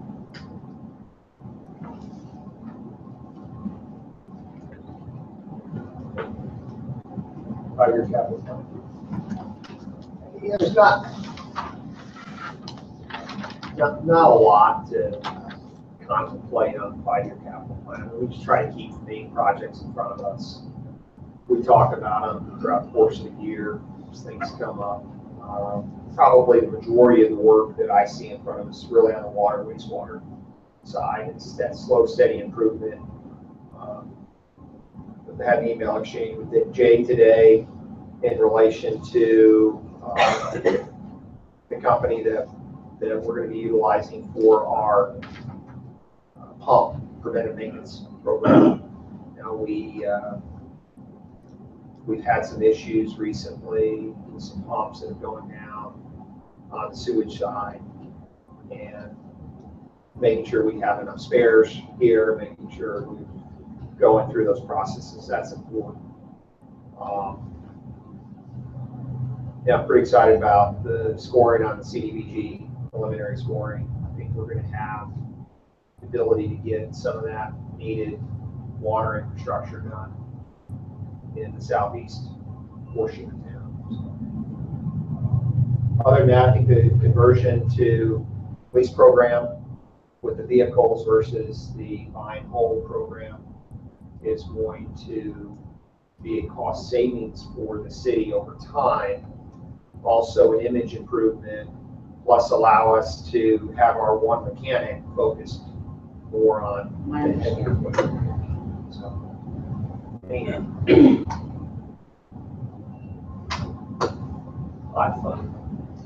So, a couple key items with relation to the hot fund. I think as everybody's aware, you know, we have to spend over 50% of those dollars on advertising. That's mandated in the state statute. Historically, the city would gift money or give money to different events to help fund the events. And ideally, what you're trying to do is fund advertising to bring people in to stay in hotels. The other offshoots that you use the fund for would be the operation of the visitor center. We certainly have taken the visitor center back over. We'll continue to operate it that way. There's some opportunity at the visitor center to do some enhancements with parking. My dad's alluding at an earlier topic about how do you create some parking zones around town. I think the visitor center is one that we can expand the parking around the perimeter on both the east side and the south side and offer additional parking. And that can be done through the hotel occupancy tax because it's really directly related to parking for visitors to come. And you think about when you come downtown Alpine, right? We all know where to park, right? But if you're new to the area, you certainly know you can park alongside the road, right? But how many times do we go travel places and say, hey, where's the parking lot? Well, so if you expand that, then you stick it as far as big public parking, then as people are coming in on Avenue E, they say, oh, well, I can park here. And so that will certainly, we've gone through the last 2 years of renovating the Civic Center. So now we can shift some of those renovation dollars to that visitor center, the overall parking there. Get it back to the parking on that. Could we utilize the parking area where the Sunshine House is once they actually move from that building to use it? Well, so council has to contemplate taking action. Do you want to sell that building, right? Or do you want to keep it? It's a historical building. It is a historical building, but council will still have to determine, what do you want to do with it? You know where I really would like to see parking, where by the tourism center behind it, where the old flower shop used to be. We have to buy that. Well, so once we expand the parking at the visitor center, and then all you have to do is buy that property from bid and turn it into a nice soup and sandwich shop. And I've already got the design for you. And you get I two just food had trucks there. lunch, and you're telling me I need a soup and sandwich. I mean, that'd be perfect. It's Yeah. right through downtown. Yeah, in all seriousness, it's Yeah, perfect. it's I don't know if, I think if you had a conversion of that to some type of eatery and food truck parking, like Cow Dog. So the beauty of Cow Dog is Cow Dog has plane, right? So people go have that whole concept there. And I think if Bid sells that property, that concept could come alive, especially with having, visitor center, some additional parking there. You could really sprouse that up. And that building the visitor center building was originally built, this Benjamin Berkeley Plaza. It was a little shopping type plaza. And so, anyway, it's right there, 3rd Street, perfect area. Another area that I've looked at is 6th Street, where you have parallel parking. What if slant parking was put in there? Yeah. You could park more vehicles in there, and because it's a one-way anyway. Right. So you can still have your parking on the east side and still have your thoroughfare there.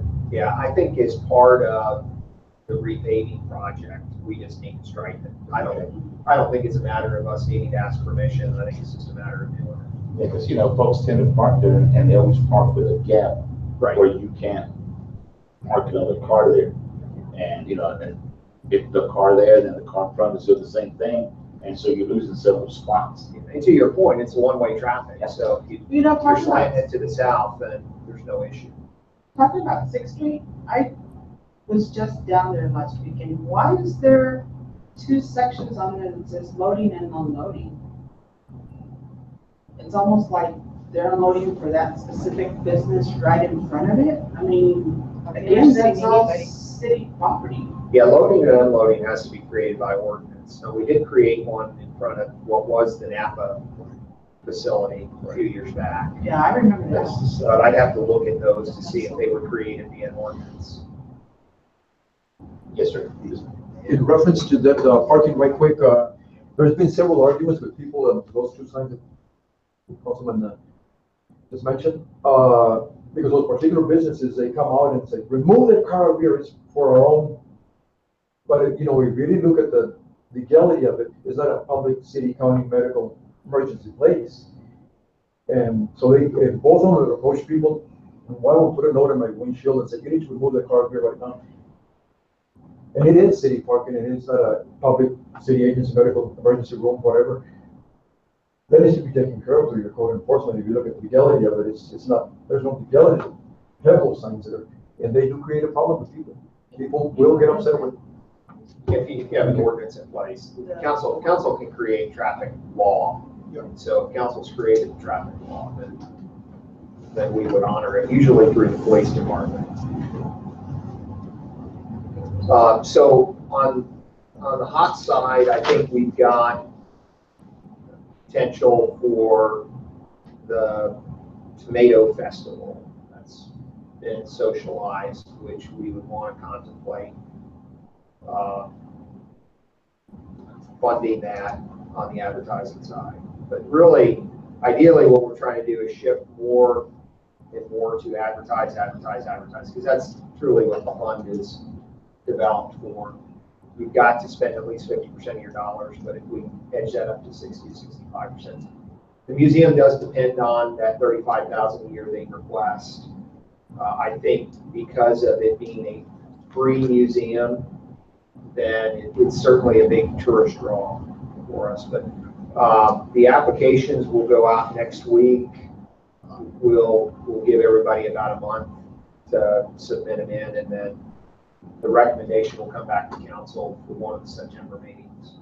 I know that we talked, or just kind of vaguely talked about changing the date for the art walk because of the weather.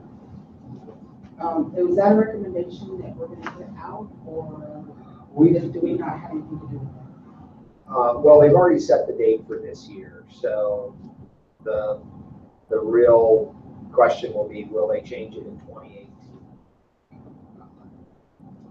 I don't know how much longer Carrie's going to run that thing. I think she's getting worn out. Yeah. Well, I think John was the main driver of that. You know, once he left us, it kind of started to go downhill. Yeah, I mean, we went from 3 days now to just one night. Yeah, because we don't really have anything significant in October, and that was where, when we had met previously, we really talked about. So that's what it says. You know, I think what they were looking at, because I talked to a couple of art people here, and they were saying, well, it's so close to, you know, Thanksgiving and the holidays, that's why they wanted it. But I says, also, you got to look at it. You know, the weather's been inclement during the art festival, so you're actually losing money on this, and people travel from, you know, quite a distance. Well, they're not going to travel just for the one day. And I think last year was, you know, rather slow. The weather was still bad, but not as bad as it was in the previous years. But, you know, they might need to look at contemplating and changing that date to where the weather is better suited for folks who walk around town and stuff. And I think all of us could capitalize on that. I agree. So you're gonna send out a request for applications for hot funds. And I think we as council could say, hey, we're willing to help support allocation for this, if it's during this time frame, that's our lever. But you gotta put a criteria on it. Yeah, and that means, okay, that works or not working. Hey, you want the money here, but you gotta move there. Right, because it's our money. Yeah. Another thing that Channel 7 is doing a pretty good job of giving us free advertising. You know, they were here yesterday doing a segment at the Holland Hotel and also at the brewery. And they'll be here again to review a big band that'll be set up. So, I mean, those are, you know, or it's free. Yep. And so we're going to benefit because it's going, you know, on their network. So it's a two-part action. Council will take action in approval of the budget, which is simply the revenue and expense. And then the allocations will come in September as far as workouts. Yep, good.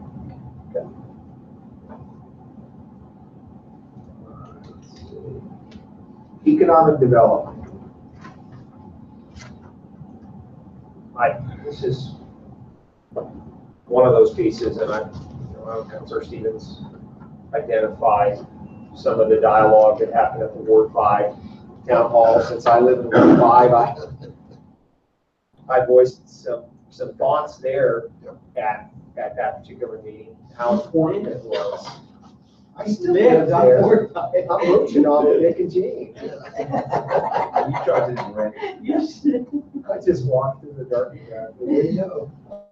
So is you have this 5 to 7 year thought process moving forward with Alpine. You've got a lot of positive winds of change. So how do you entice more people to invest in businesses to grow the economy? And what are the hiccups or the hangups? So, you know, we're joking a little bit about the soup and sandwich shop, right? But in reality, that could be a very viable business, okay? You've got a golf course right now that's kind of struggling, finding their way.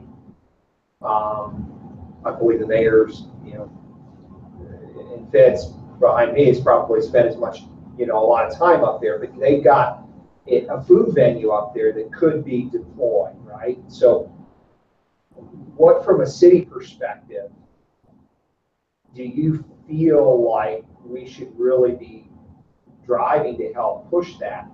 Do you want to offer, some economic type incentives?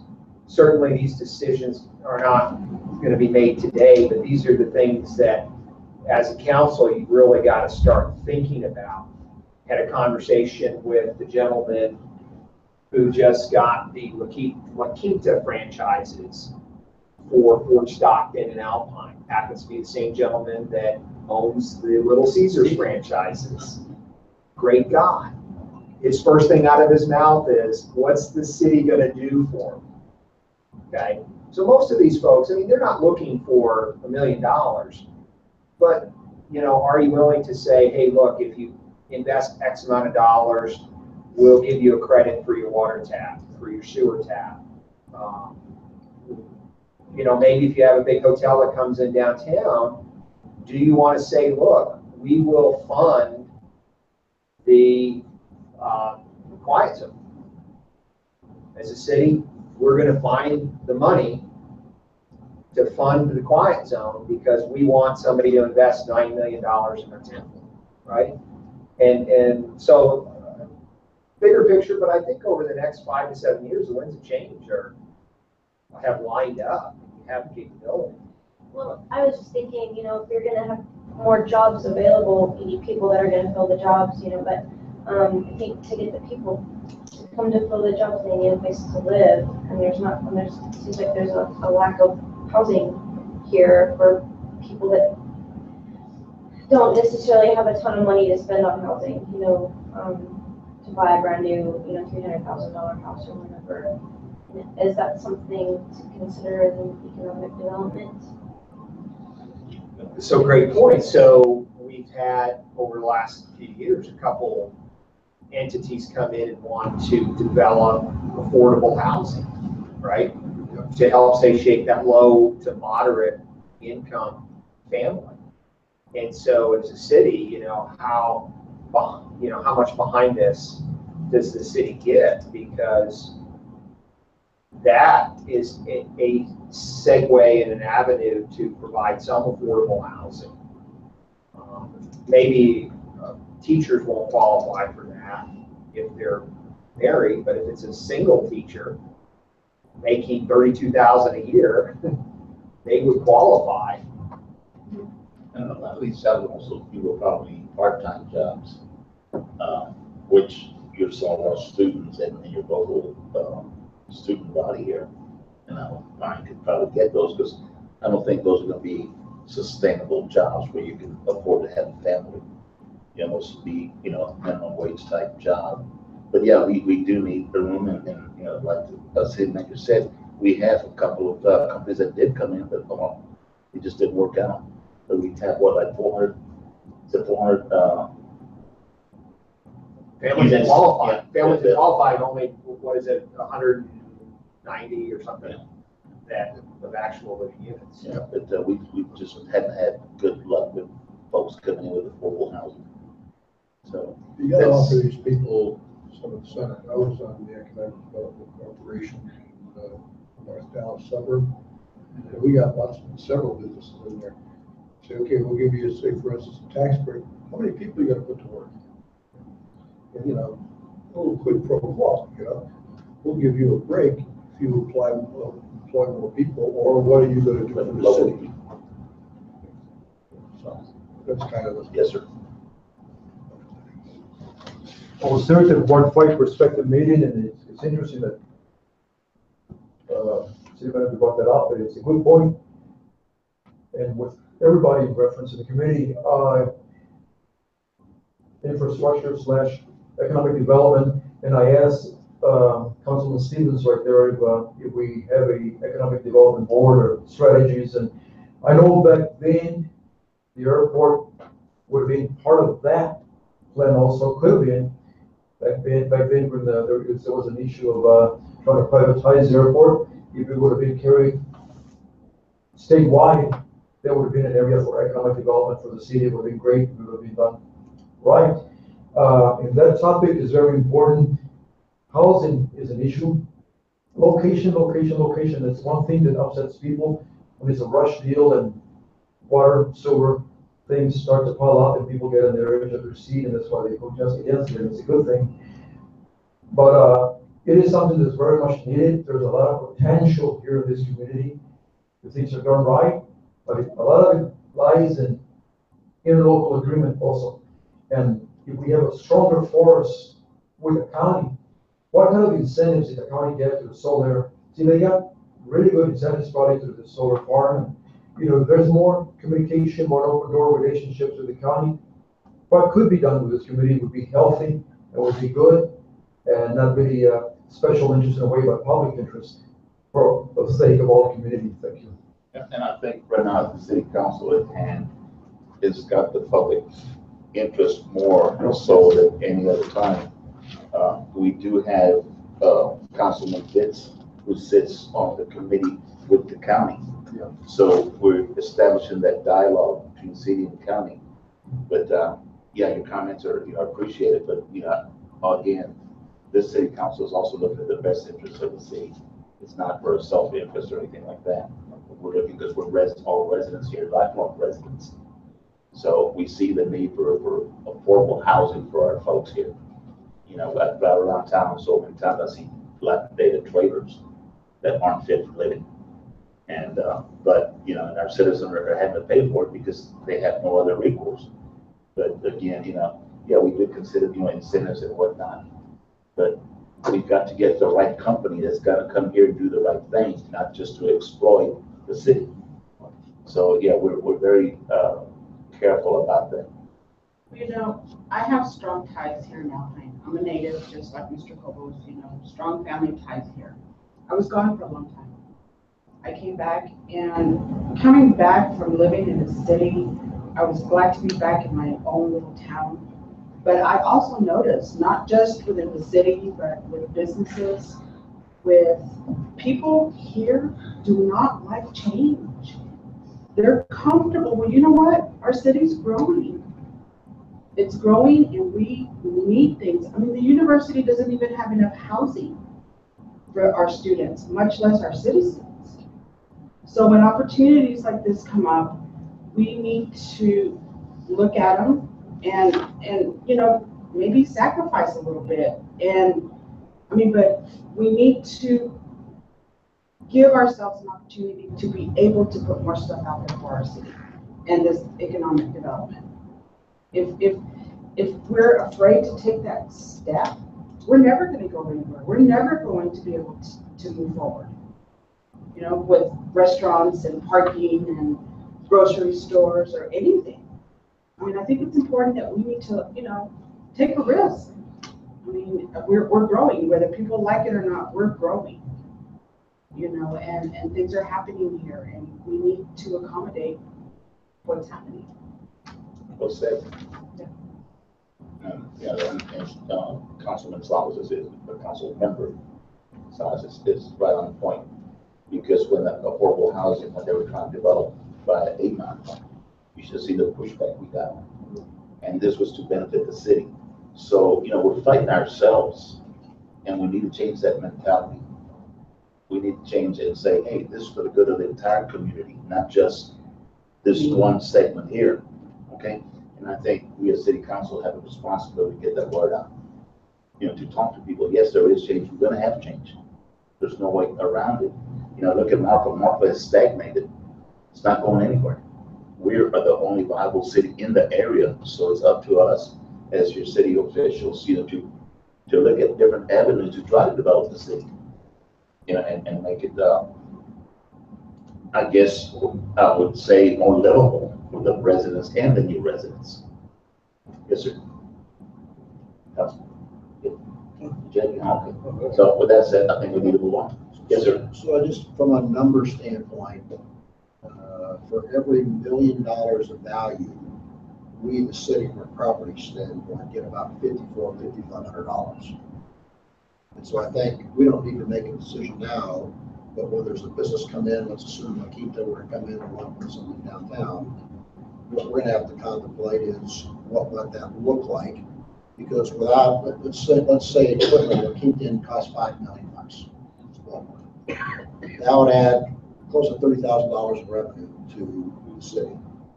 The question is, if we were to come to that, is that something we would be willing to consider for a couple or 3 years as an incentive for them bringing it in? It brings jobs, it brings opportunities, and that's the discussion we'll have to contemplate. Don't even make that decision now, but I just want to kind of give some general numbers. Yeah, and I think we need to have a workshop strictly on economic development.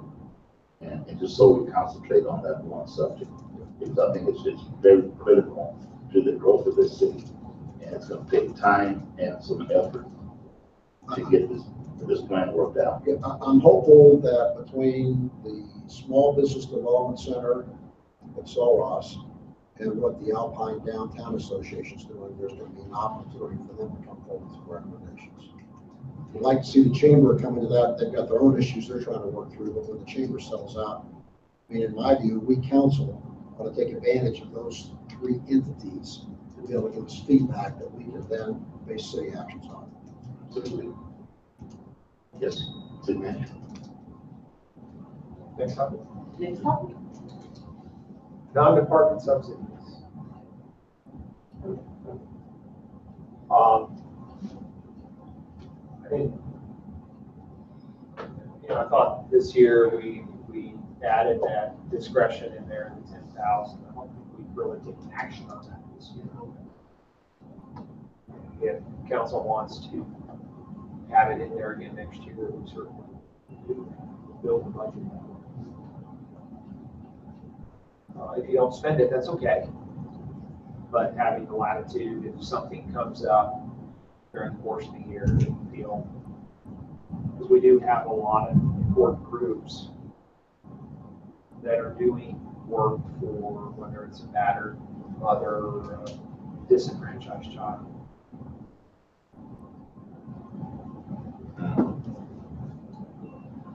So I'm going to put some little controversy on the table. If you read the words, I'm the W5. This is, we got 5 libraries in Alpine. We put $40,000 in the library.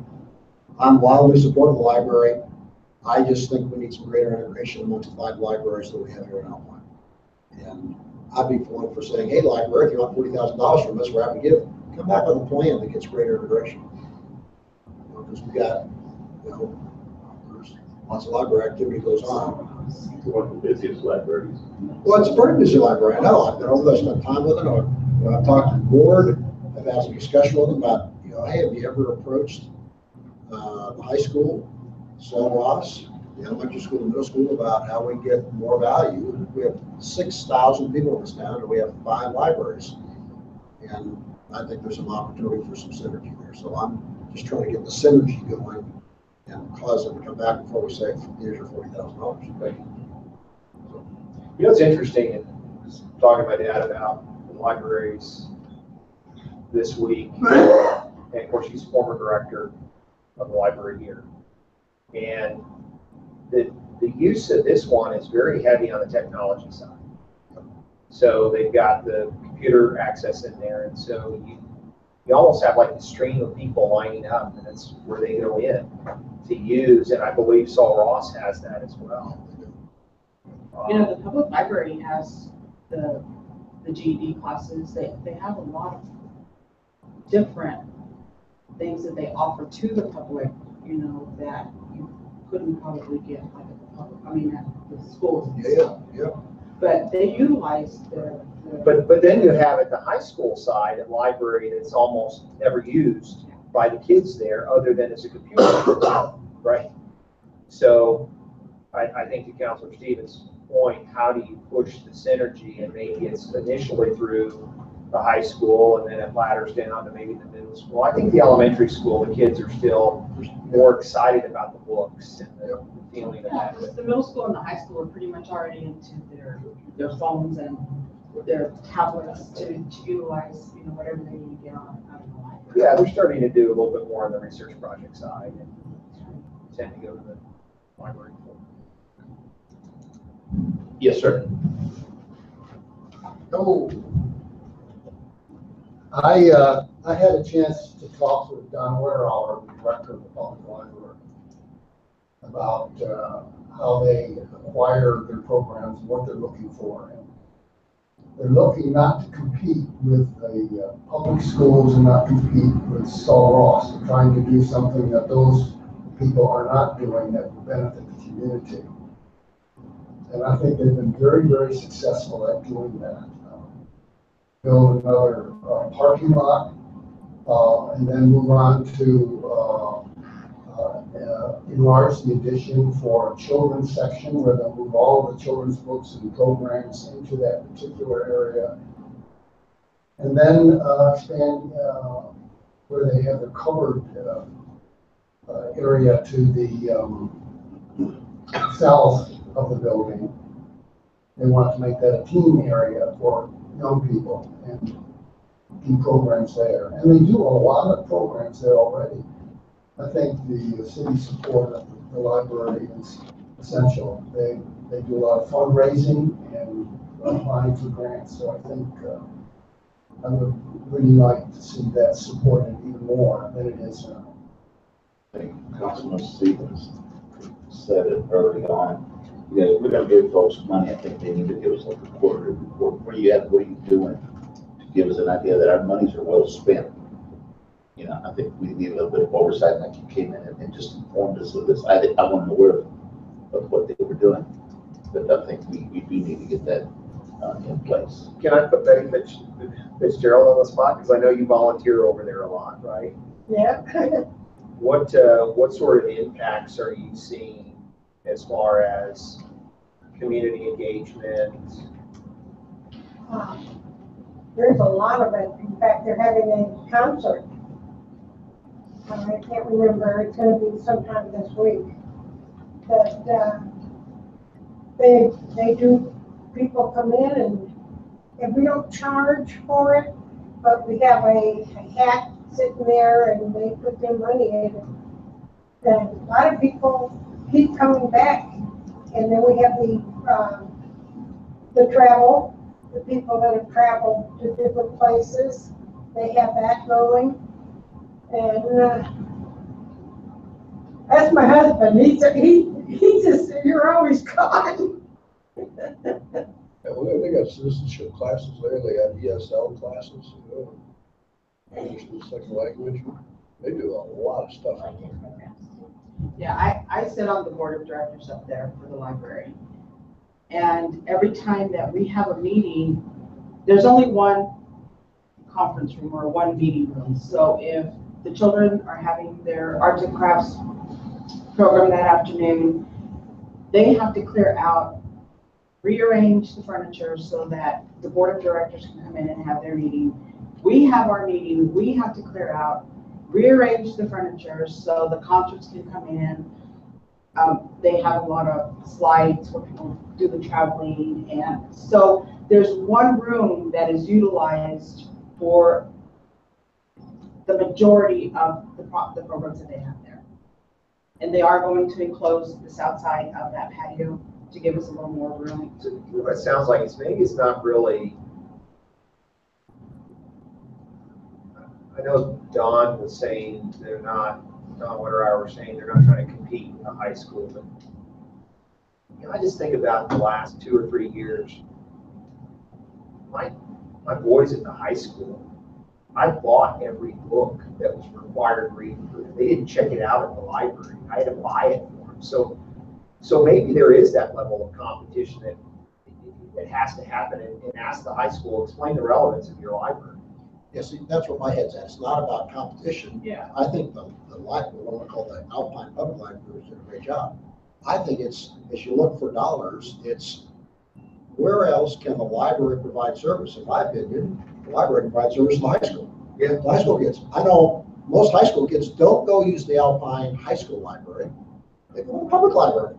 I don't think she's ever gone there. Well, yeah, and so as you think about a town like this, where there's It's not only open all the time. limited resources, and a high school library is not open other than school hours, and the kids, if they need to do something in the library, are doing it online or going to the Alpine Library, and I look and say, could that room be utilized for more things for the classroom time when it needs to be? That's the point I raised. That was the point I was making to the library board. Go see Becky Watley and say, hey, Becky, what if we provided the following service to the high school kids? What needs do you have? We got our doors open, and you can apply your resource called a facility to do something else rather than be a big open place for tables and bookshelves that people don't use. Because here's another thing that Coach Brian Adams does with his literature classes, is he takes them out to read poetry outside of the class. Yeah. So why not there? I mean, he's taking them to Cedar Coffee. I saw the kids all bound in there one day, and it was a neat little thing to watch. Well, have a little Keurig at the library there, and that's where they should congregate. Well, the library has reading night, where you can bring your read bag, and they actually have competition to see how many books you can read in X amount of hours a day. You know, and you can go in your PJs, and you can go in your slippers, And or they whatever, spend the night and there. they spend the night and they read. You know, does the high school even have a library? Well, I suppose a library. They do, but do they have a librarian that actually? There's actually a librarian. I've been in. Oh, yeah, I spent a lot of time in high school. Yeah. Yeah. So that's the point. So if you guys, if there was a decision to eliminate the high school library, do you think that the parents of the children that go to high school would be okay with that? Or do you think they'd be really upset even though their kids don't use it, or they feel like they were losing a program that they need or whatever? I have no idea. All I know is they spend about $250,000, the school district spends about $250,000 on libraries. The school district does each year. And if you think about where you want to apply resources in the great library that sits across the street over here, I think it's a worthwhile discussion for the community to have, and thus far has not occurred. I agree. That's all. That's the only one they can have the dialogue. We'll settle it out. Yes, sir. As one who has had some past involvement with the library, back in the old days, when it wasn't what it is now, we were doing holding action for many years. And I'm just so proud of the way it's developed. Nick and Gene were part of that holding action for a long time. And I'm just really happy to hear the attitudes being expressed here, that our public library is a real gem. I think quite unusual. But the ideas of perhaps ways to help fund it, I think are excellent. I think this is a great topic, and I'm really glad to hear this. Thank you, sir. I also know that the people from the high school will send a letter or send a note over to our library and say, this is what the kids are studying, going to be studying and wanting to read. And send it to our library rather than their school, because the kids can't get in there all the time. Right. Because a lot of these kids are, as soon as they get out of school, they got the sports that they've got to go to. So they got other things to do, and then they come to the library. We've also used the swimming pool passes with Mary Beth Garrett over there. She uses them as incentive for kids. Every time they read a book, they get banned for a 3-day swim at the city pool. So Yeah, she plays a big part. Yeah. Yeah, she is. She's really good. all right. Police. Yeah, police and one more. This next council meeting, we'll have on the agenda the output from the JAG grant, which is, we've talked about a lot recently, increasing citations, increasing speed control, increasing how we watch and monitor sort of drug activities, compliance with Homeland Security initiatives as well. You know, I do actively send out the monthly report that shows what our activity is out of the police department. What I would tell you, one of our biggest challenges is we have enough domestic domestic violence issues that occur into the evenings and into the early morning hours, that it pulls the officer off the street. We get enough public drunkenness in the evening that it's pulling the officer off the street. And so one of the things that Chief and I continue to talk about is how do we segue from warnings into more citations, right? So what council always has to be prepared for is, as we segue from more warnings to citations, your phone will ring because people will complain.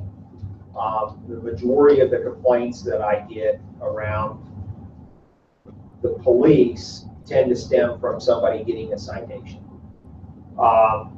That's okay. I mean, it's part of the output that we expect. Now, we do want to contemplate adding an officer, and the focus would be more on the downtown area. The reason for that is we tend to get more speeding, more issues down around in the downtown area, and our visitors tend to, we're trying to keep people visiting the community a little safer too. So just that visibility down there. So that was something that we talked about implementing into the draft budget this year, is what does that extra officer look like? I was riding with the sheriff department off duty in his private car, and he had a detective. We were coming in from Marathon, and there was two 18-wheelers that hit Dairy Queen at 64 miles an hour and never slowed down one bit. If we could get an officer to sit at McCoy's or sit at the Valero, we would make a lot of money for the city on those citations. And there's one that sits at the stockyards all night, just next to town. But they pick up speed again by the time they hit downtown. But even coming, Yeah, from all over the place. Yes, sir. I've been studying criminal justice for years at the university and part of their police academy as well. Well, back, I've also speak to the inmates. I've done that over 7 years at the county jail. I know the crowd that we're dealing with. You'll never go wrong with police in the community, whatever. I've seen some of the problem that lies in this community, and a lot of times it's the events that are set up and the way they're set up, and how much police are we going to use in this event or that event or that event. And I know we just recently engaged at the Fiesta del Barrio now, and I believe somebody was asking on Facebook, oh, we have golf carts now or something like that. How much police we're going to use in this area, that area, that area. And if some situation will not be contained, that's going to be a big problem. And I've always looked at this community, and like I said, and where the weaknesses are, we'll never go wrong with supporting them. And with the locations, I always believe that. But one of the things is that, of course, speed is always a problem here. People are going, wow, that's a crazy driving to town and blah, blah, blah. So I do support enforcement, but also the events that are set up consistently in the middle of town, this Fiesta del Barrio. I get concerned that something's going to get out of hand all of a sudden and there won't be police to contain it, because one of the reports that came out of the FBI people that I visited with is there's a high meth usage in this community. And so we will not go wrong in enforcement, supporting whatever public input, interlocal agreement, more meetings with the county and whatever. Thank you. I've written 3 articles, and the latest one was today's article in the paper about the speeding situation. I think in the past the wrong message had been sent. Now we do have a good active judge, municipal judge, that is really enforcing the infractions. And if you want you want to speed, you're going to get a citation and you have to pay the consequences. No ands, ifs, or buts about it, because this is a drag strip right here. Just any time of the day, not at night or day, but just any time of day, you just stand out there and you can just watch people speeding. And also, like Councilmember Sala said, coming in from the east, I travel to Marathon on a regular basis, or Fort Stockton, just coming in I'm doing the speed limit and people are passing by like I'm standing still. And they'll do that all the way to the curb at Salt and they'll slow down 35, 40 miles an hour, but continue at that speed. So I think we need more enforcement, traffic enforcement downtown, in the downtown area. So I would support having an extra policeman that just work the downtown area. The other piece that I would encourage council to contemplate, and I know Judge Sandifer will make this recommendation this next presentation, is to convert back to court of record. So that will allow him, last court, I believe Councilor Stevens was there, and we had several no-shows. We need the ability to take action and go get them and bring them in. That will help send the right message to the community. And, part of what you'll see in the salary data that I'll get out is kind of what the average is from a state perspective, but also every time you're driving into town or you're going through the checkpoint on the way to El Paso, you see what CBP is paying. And so that is very tempting to a lot of these new cadets. And it's something that the local police departments and the sheriff's departments have to be aware of, that there is a level of competition to retain your officers too. So, we never want to be in a situation where traffic citations are driven by revenue. But as we all observe and we all see, there's not a day I drive an Alpine, I don't see 3 or 4 violations. Stop signs, blowing yield signs, speeding we've all talked to,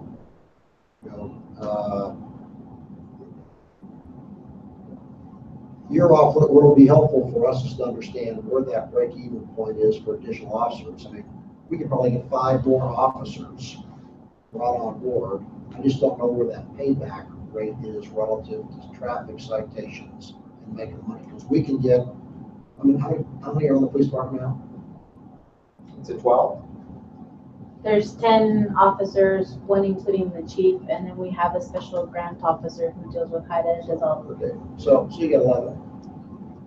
You could double the number of officers. There's probably not enough to take care of all the traffic issues. So it's where the right balance is. I think what Chris is doing, what Judge Sandifer's doing is exactly the right thing, holding people accountable.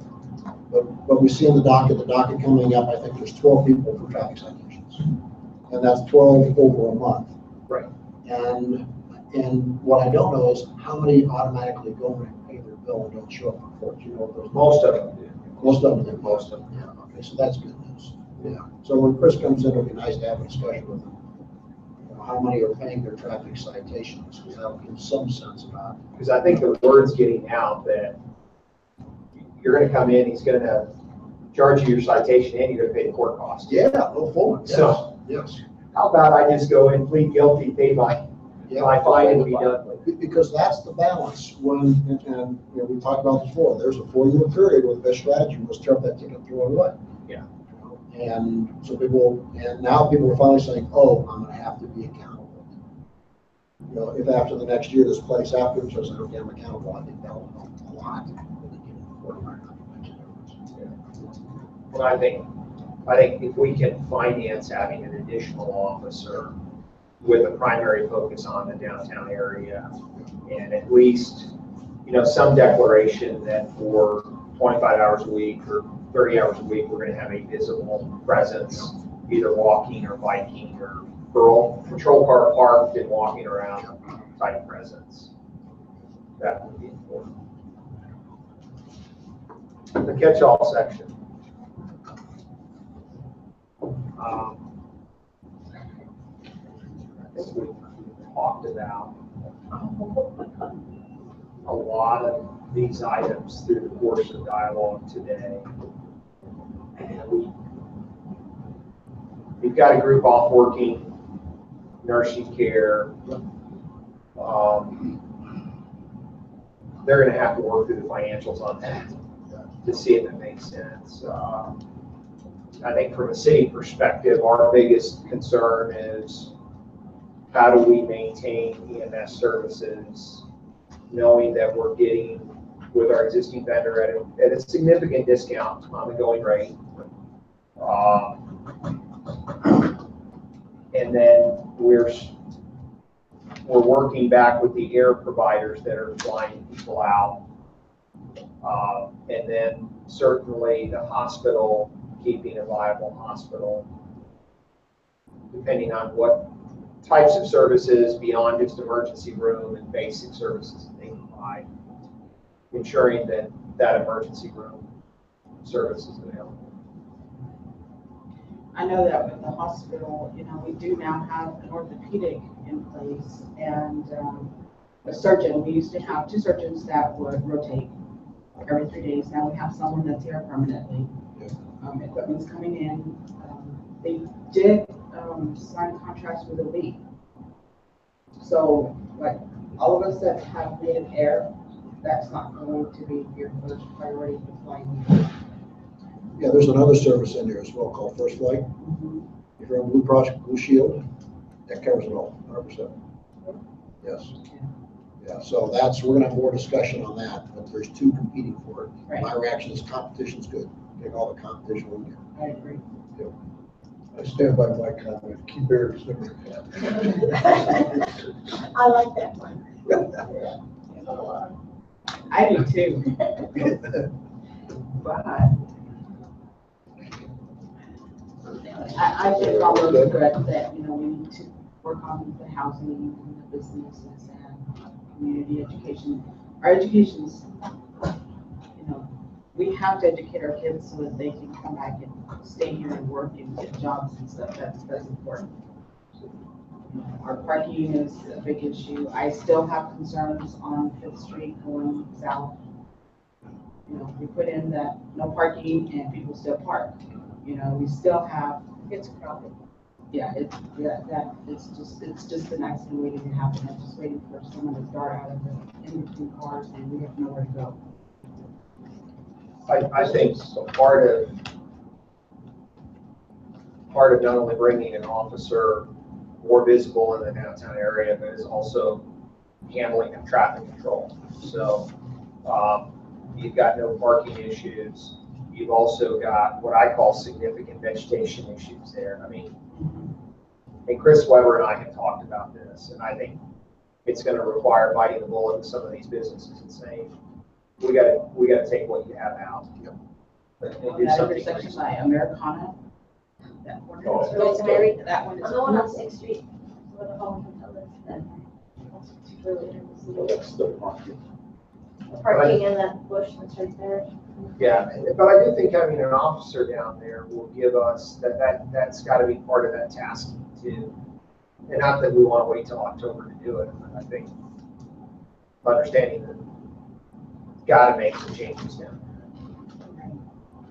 Eric, can you what about those slides? Did I hear, I mean, I'm not sure about downtown where you have those, what do they call those, caution lights or whatever, instead of like go and stop lights on 5th and then again on Concord?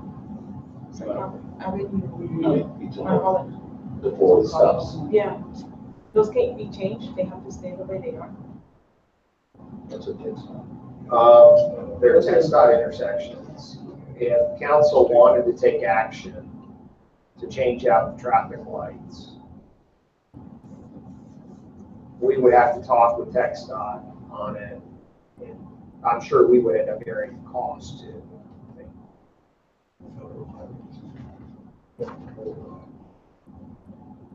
Because then we'd have to issue on. the- Yeah, they would have to do the traffic study on it. It's no different than a 4-way stop at Sol Ross and Highway 118. They have to do a traffic study on the traffic that's going westbound on Avenue B, and they don't want a backup to occur to all the way back to that intersection. So if you wanted to do a stoplight, they would have to do the studies on those.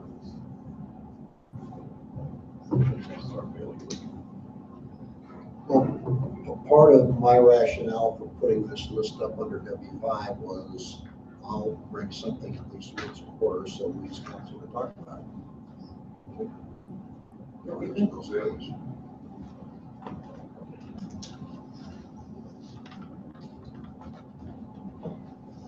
Good workshop. Covered a lot of good ideas. So did you get out of us, Megan, what you think you need from us? Is there something else you need? Was there anything else you need? I got? More time? 24 hours a day.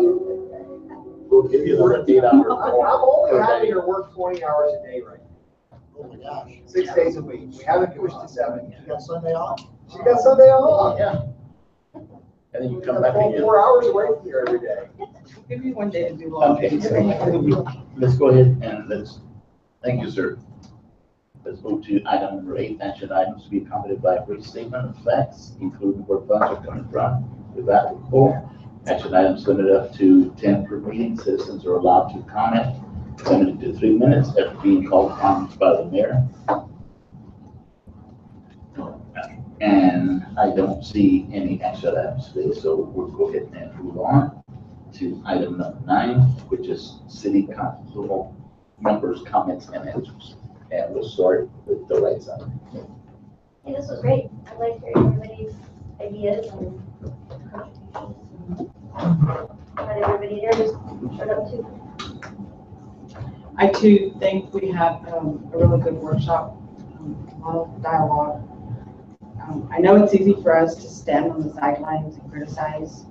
So my suggestions or recommendations is get involved, volunteer, find out what's going on, attend the meetings, city council, commissioners, the vision plans, just anything and everything that you can do for the community to get involved so that you can see what's happening and where we're coming from would be a big plus for all of us to work together as a team. Well said.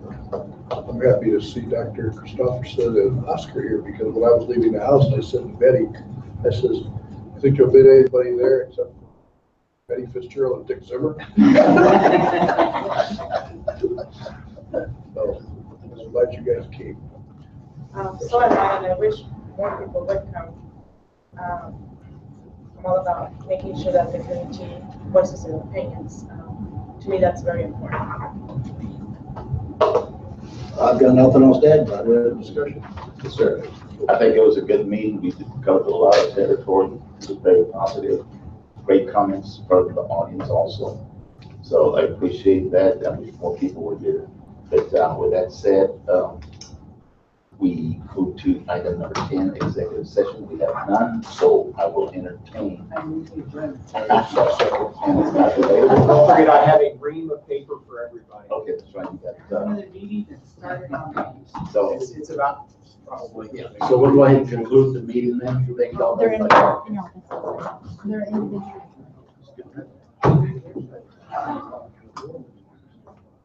You know how you talk about people coming up from 118 South and turning up. You all have a good evening.